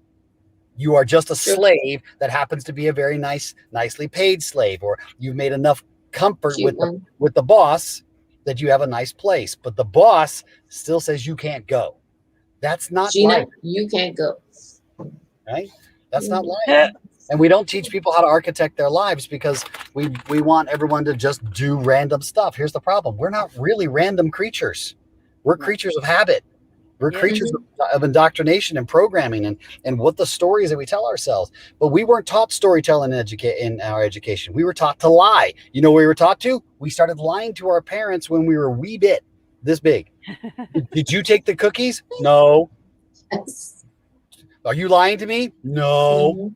So we start this process of not telling the truth at a very young age, and it's done with the fun, its intention. Kids don't want to get in trouble, whatever. Here's the problem. It starts a series of spiral effects where we start creating personality parts and wall ourselves out from who we really are and what we really want to experience. And we're not architecting the life that we want. We end up architecting the life we don't want. The problem is we wake up and we're 40, we're 50, we're 60 years old, and the ride's at least half over. So it's not over until it's over. And as we always say, just because you're on the back nine and you've crossed over 50 doesn't mean you can't go out and shoot 6, 7 under par. The question is, are you willing to swing for every pin? Are you willing to go for it? Because there's no second place. Everybody finishes the same, broke and dead. The question is, did you can't take it with you? You can. So did you really live your life? That's when you get to recognize I'm in fear and I want to move to freedom.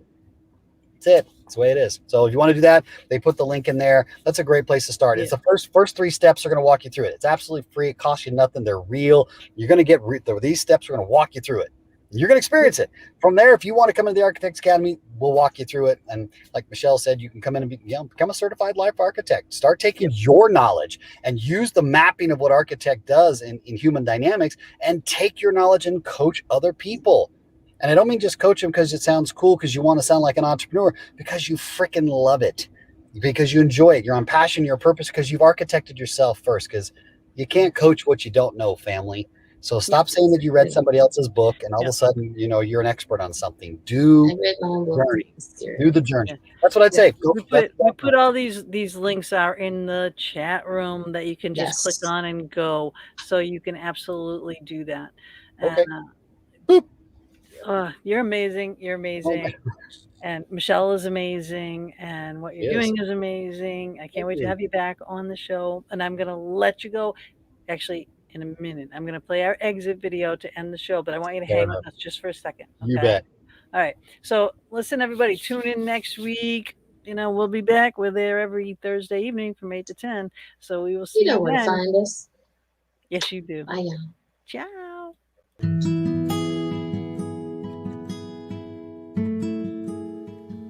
Thank you again for joining us for another episode in the Fox Den. We're here every Thursday evening from 8 to 10 p.m. Eastern Standard Time, bringing you a variety of guests, streaming live on Facebook, YouTube, and our Anchor venues. We would love it if you would go to our YouTube channel, The Fox Den with Gina B and Mama D, and please subscribe, share, and definitely hit the notification button to never miss a show. We'll see you all next week, and subscribers, watch for our pop-up shows as well.